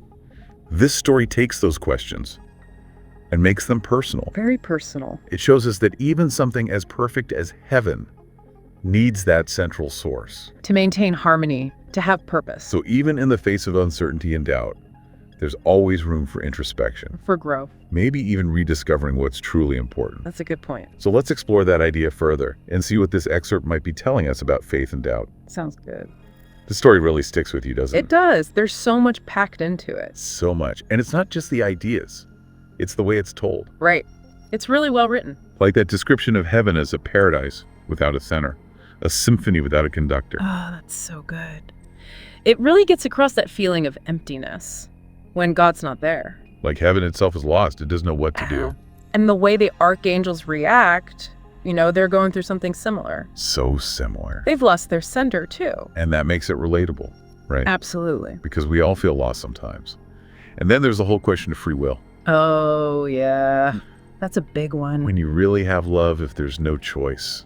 That's what the excerpt's asking. Is it love or is it control? I mean, that's a question that goes way beyond religion. It does. It applies to everything. Relationships. Governments. It makes you think about how much guidance is too much. Right.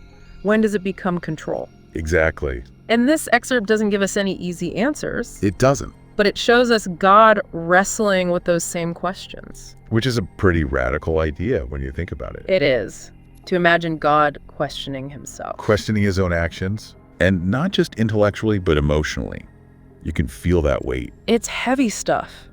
That description of God in that vast silent space. So powerful. It's like he's seeking a kind of solitude. Yeah, like we do when we need to think things through. Exactly. He needs space to confront his doubts and fears. It's that vulnerability that makes it so powerful. It reminds us that doubt isn't a bad thing. It's not. It can lead to growth, to change. And it's not just God, right? Right. Lucifer's going through something too. At first he seems so confident. Cocky almost, like he's enjoying the chaos. But then you see those hints of doubt. Yeah, like when he feels the gravity of the situation. It makes you wonder, is he having second thoughts? Does he regret what he did? It makes him a much more interesting character. Absolutely. Not just a one-dimensional villain. So we've got all this uncertainty, this doubt, and those big questions hanging over everything. And what happens next? Does God come back? Does heaven find its center again? What about Earth? So many possibilities. And the excerpt leaves it all open. It's a real cliffhanger. But even without a resolution, it makes you think. It does. About God, about faith, about doubt. And how everything's connected. The story that stays with you.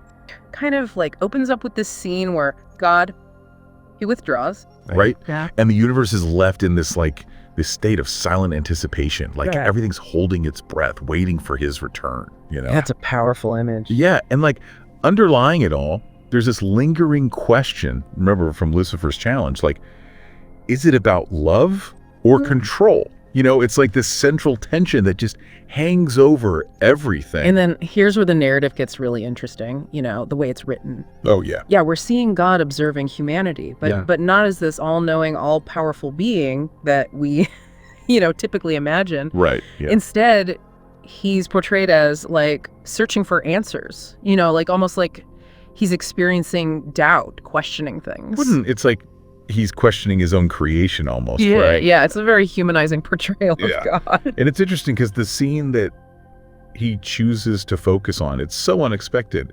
It's this poor village, right? And there's this sick mother and her devoted son. And it's interesting, right? Because that's like such a small slice of life. Right. Right? Such a simple, almost mundane. Right. It's like, why this scene? Yeah.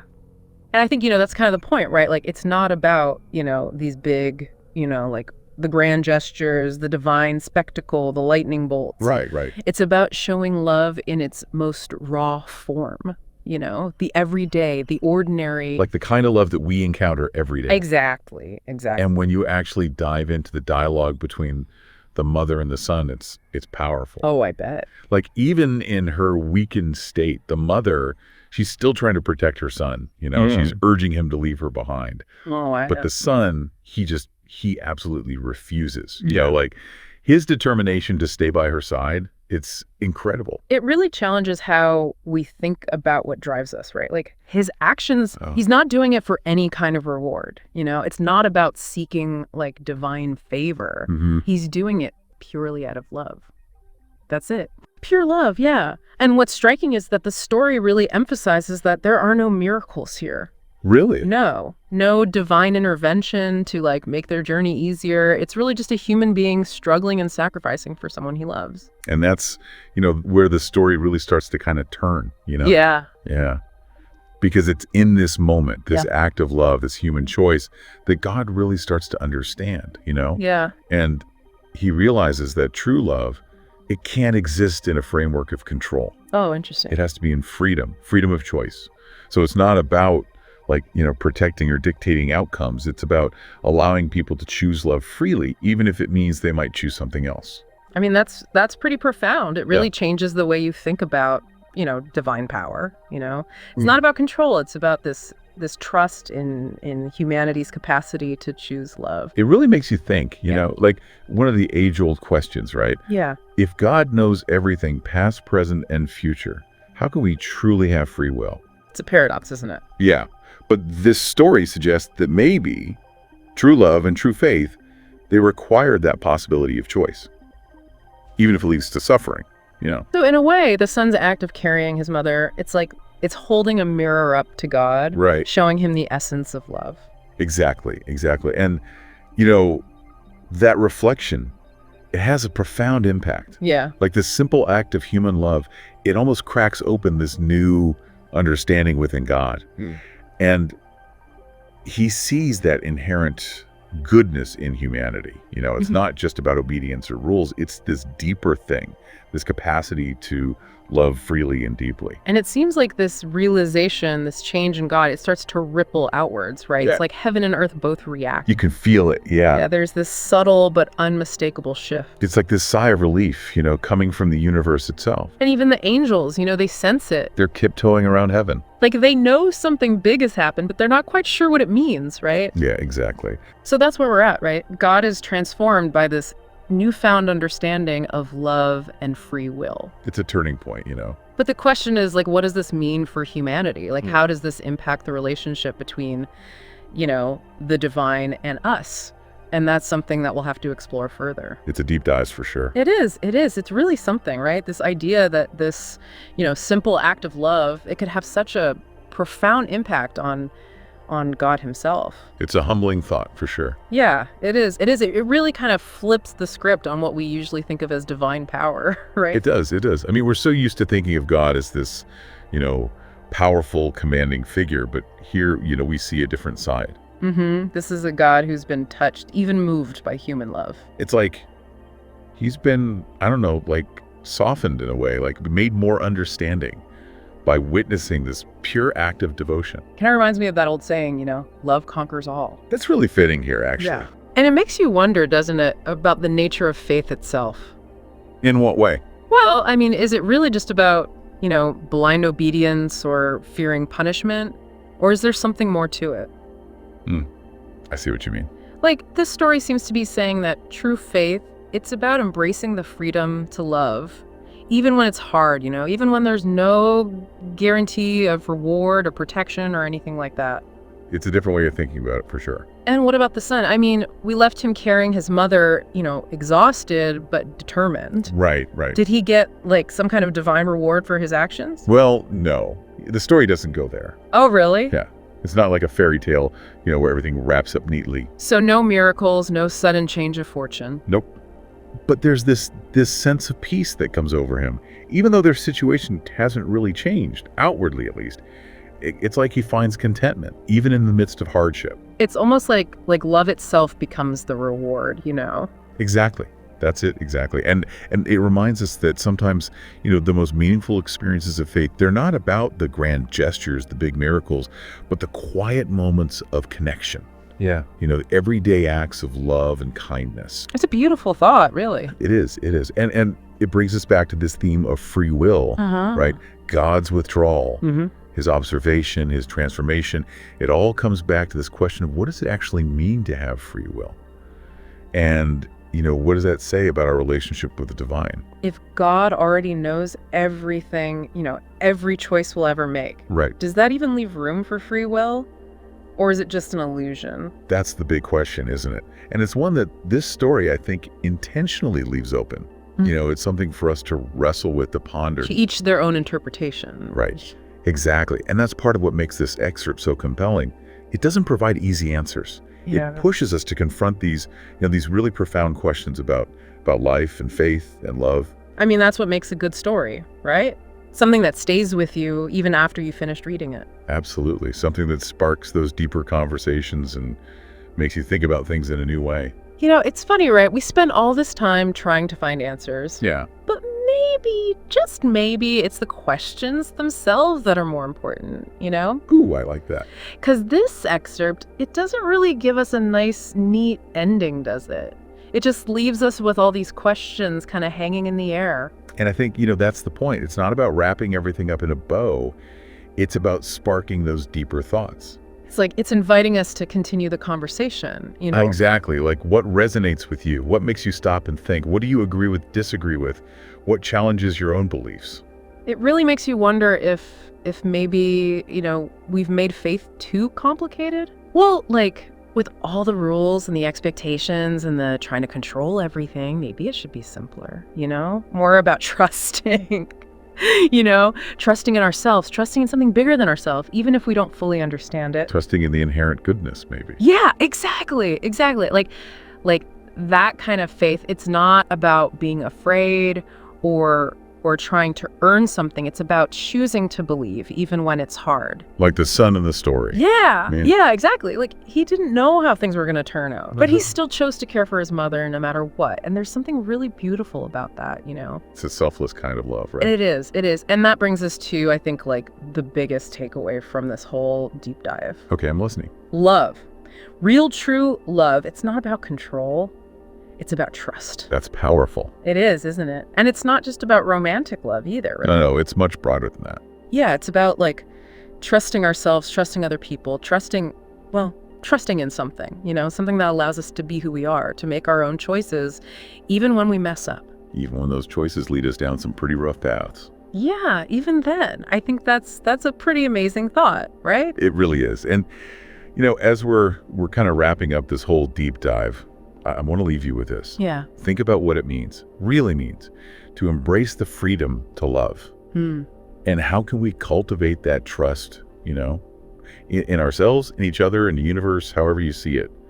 It's a journey, you know? It is. It's a deep dive in itself. And we hope this conversation has, you know, inspired you to keep exploring those big questions, the ones that really matter. Because sometimes, you know, the answers aren't as important as the search itself. Yeah, well said. You might think you know the story of Lucifer, but trust me, this deep dive is going to reveal a whole new side to him and to God. I'm intrigued. What stands out to you? Well, right off the bat, it flips the script on Lucifer's motivations. Oh, how so? It's not pure evil driving him, like we often imagine, but a deep, like, profound belief in free will, even if it meant, you know, rebelling. Yeah, that's definitely a different take on him. It makes you think, doesn't it? The excerpt really paints this vivid picture of Lucifer in exile, watching humanity. Watching them, how? Just grappling with their choices, experiencing love, loss, all without God, you know, stepping in. So he's kind of like a bystander, observing the consequences of free will firsthand. Exactly. Almost like he's carrying the weight of their freedom on his shoulders. That's heavy.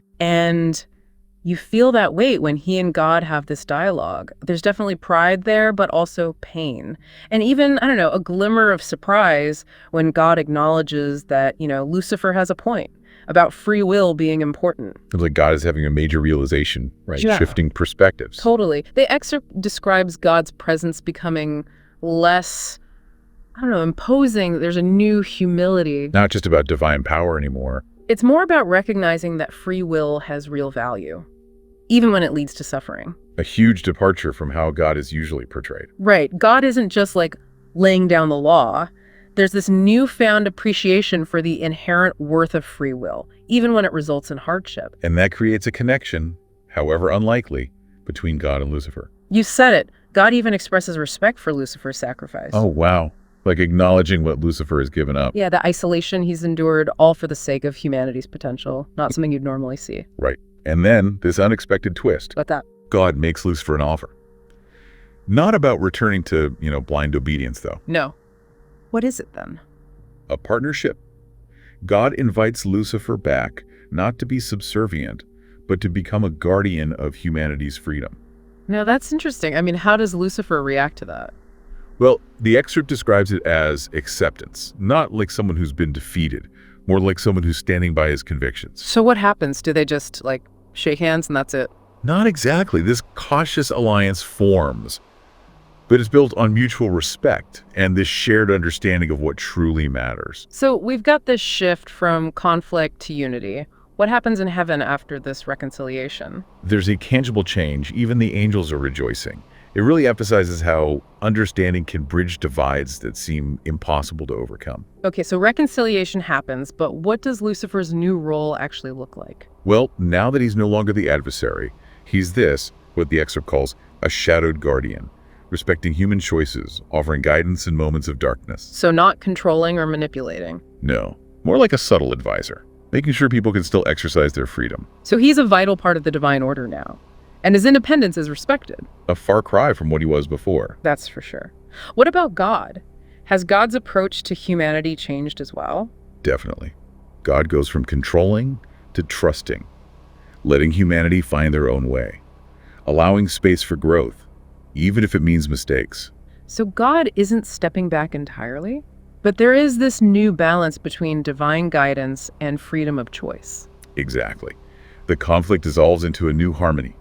It embraces both divine presence and human agency. It really makes you reconsider good and evil, doesn't it? Like, it's not as simple as we think. Definitely not black and white. Lucifer isn't this, like, cartoon villain. Right. He's complex. He's got his own motivations, his own ideas about love, and even, I don't know, a kind of protectiveness toward humanity. Definitely. And it's not just him who changes.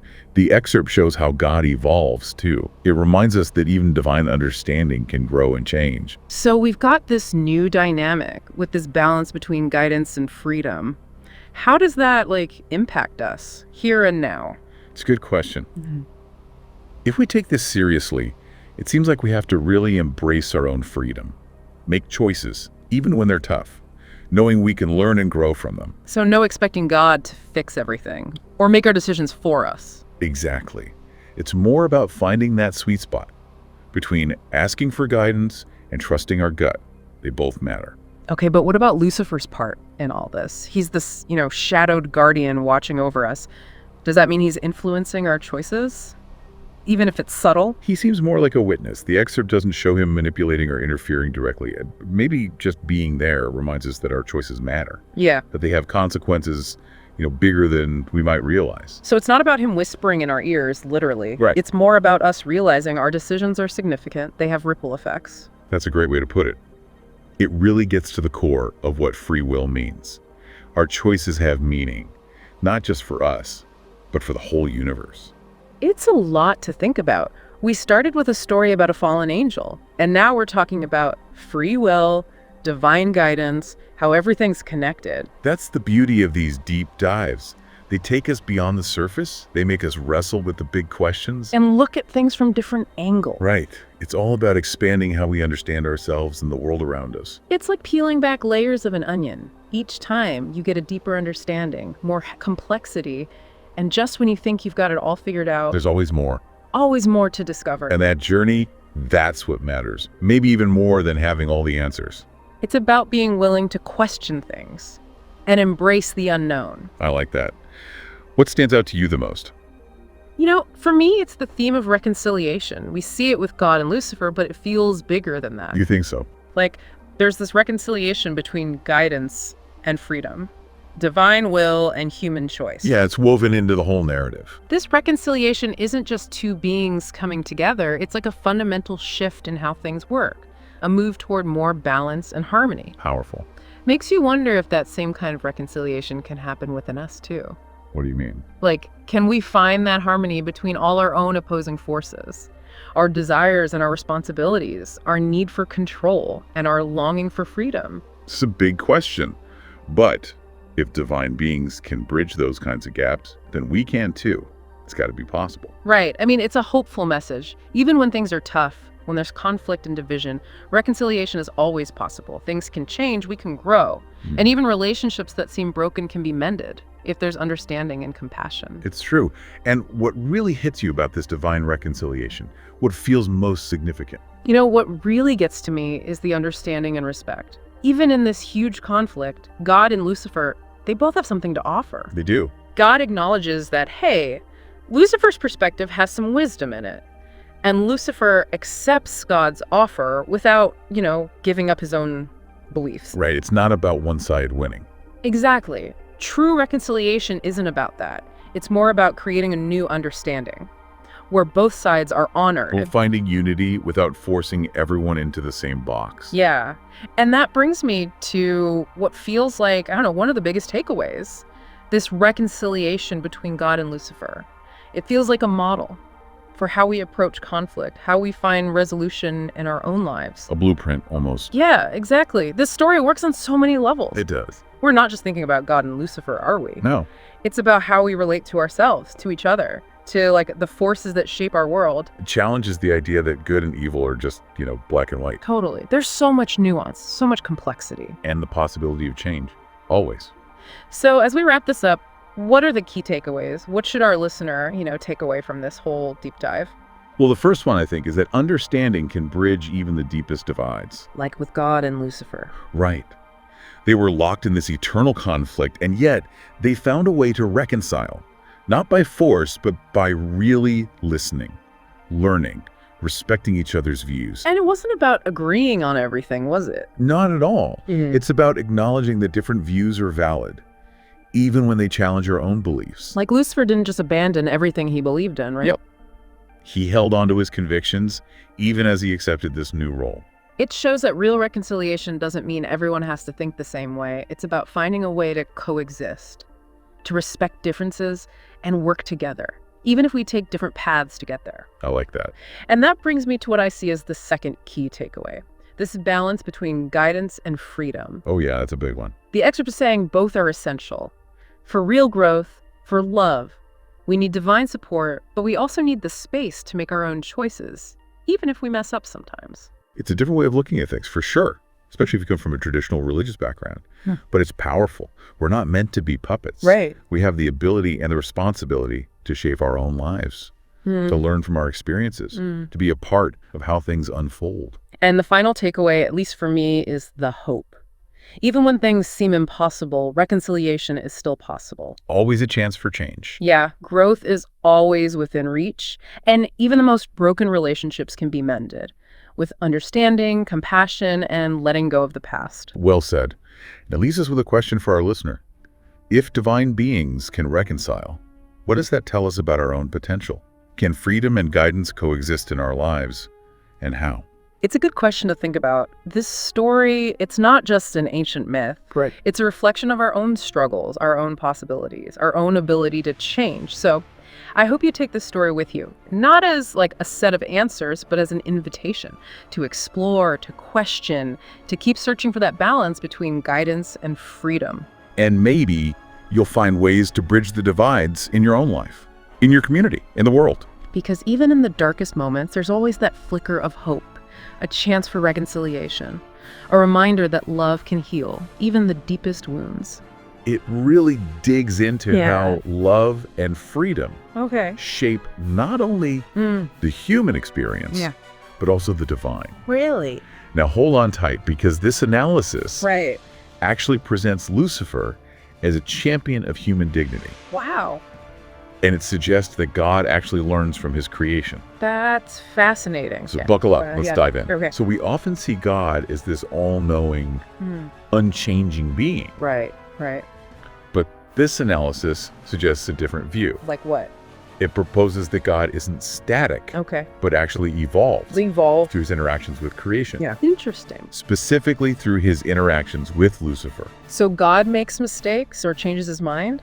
Not exactly. It's more about God refining his perspective, incorporating new understanding. I see. Through his encounters with creation. That makes sense. For example, there's this passage where God listens to Lucifer's defense of free will and then actually softens his stance on the level of autonomy humans should have. That's pretty significant. This willingness to adapt is presented as a testament to God's humility. Humility. And his ever-expanding love. I like that. So humility in God, it almost humanizes him. It does. By embracing change and acknowledging different perspectives, even those that challenge his own.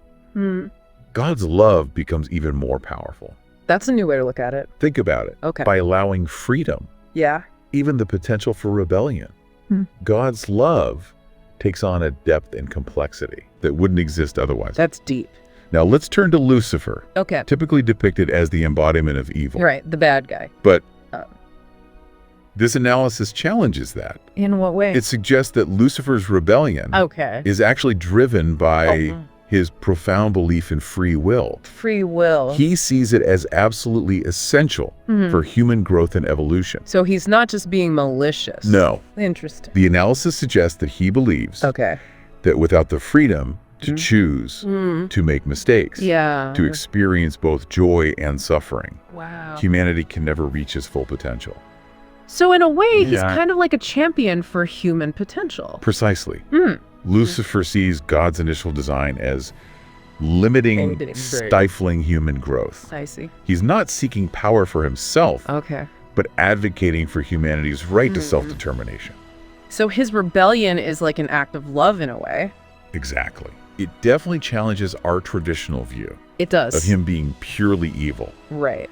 And the analysis acknowledges that Lucifer's rebellion has consequences. Of course. He's cast out of heaven, separated from God. Makes sense. But even in his rebellion, there's a certain dignity, a commitment to his principles. I can see that. He's not consumed by hatred, but maintains this unwavering belief in the sanctity of free will. That's interesting. So we have God embracing change, embodying love. And we have Lucifer championing free will, fighting for human potential. They seem like opposing forces. You'd think so, right? Yeah. But this analysis points to a reconciliation between God and Lucifer. They make peace.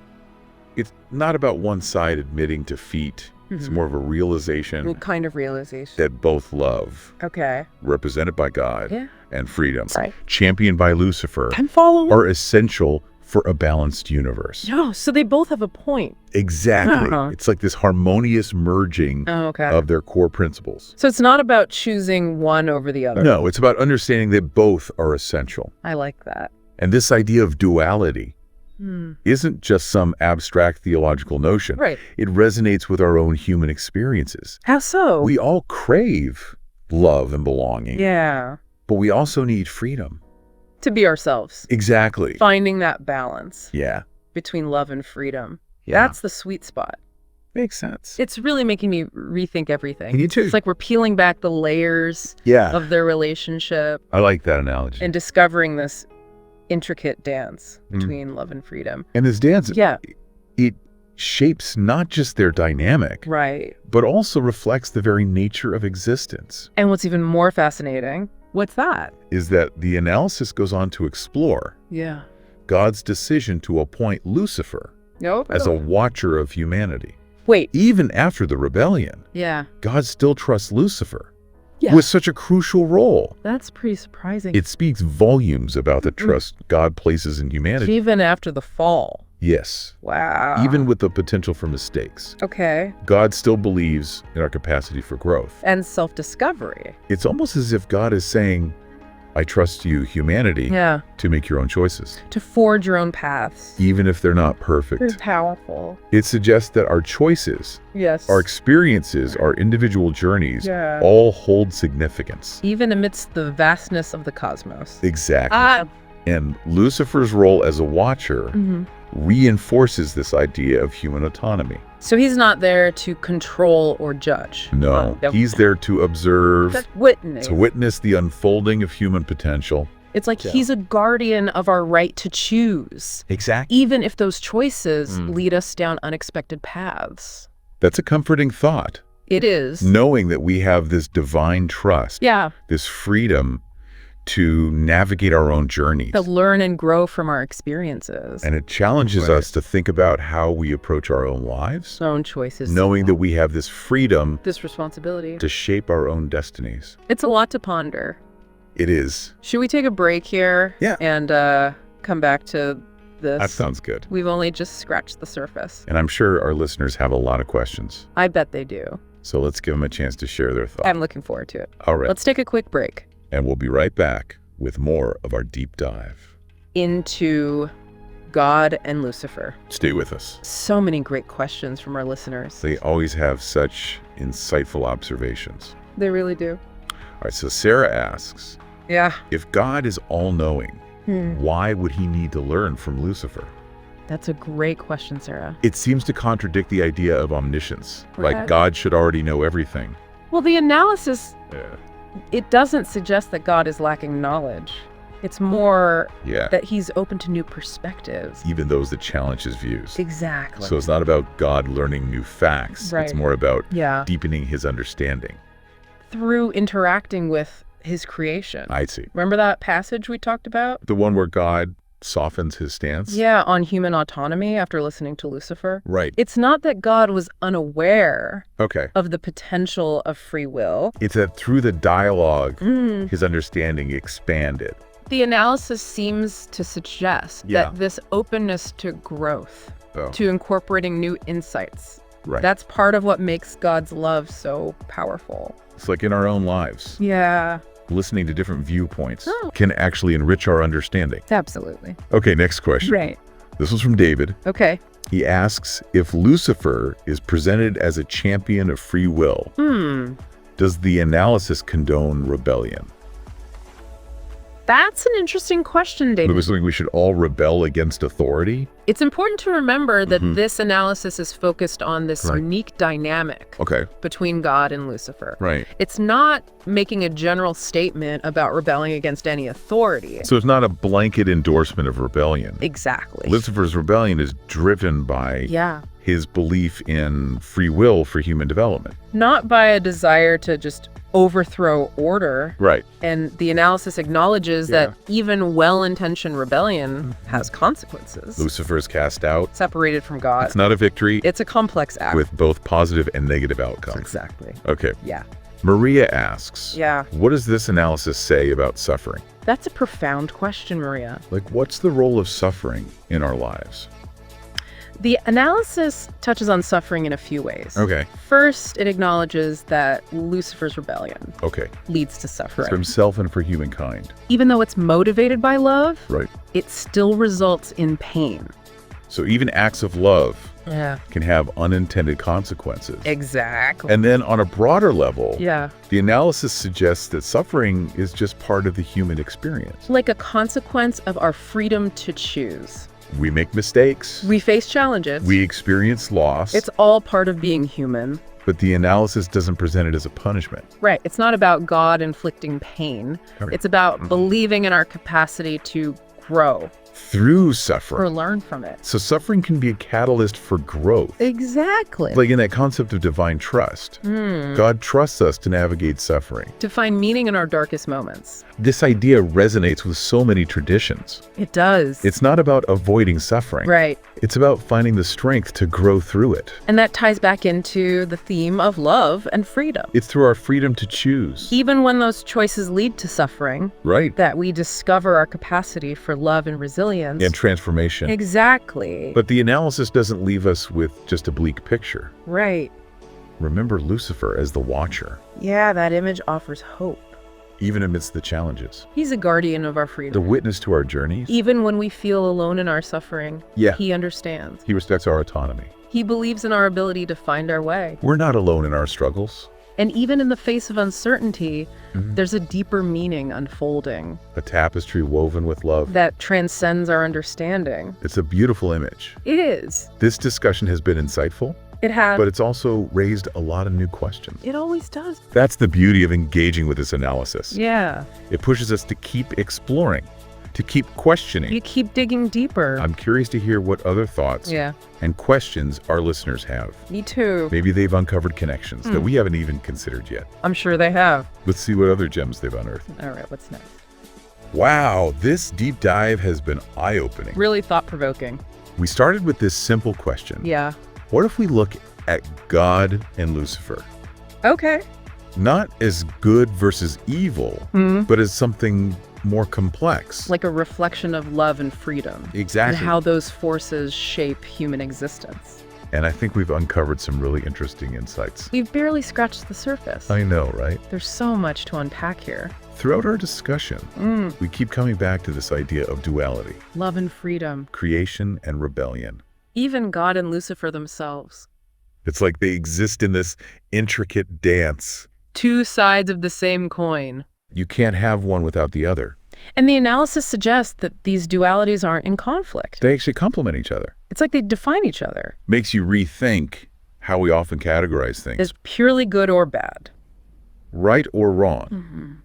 Black and white. This analysis encourages us to embrace the complexity. To see the nuance. To acknowledge that opposing forces can coexist. And even enrich each other. And it's not just some abstract concept. Right. It reflects our own inner struggles. That push and pull. Yeah, between connection and autonomy. Security and exploration. It's finding that balance. Between surrendering to love.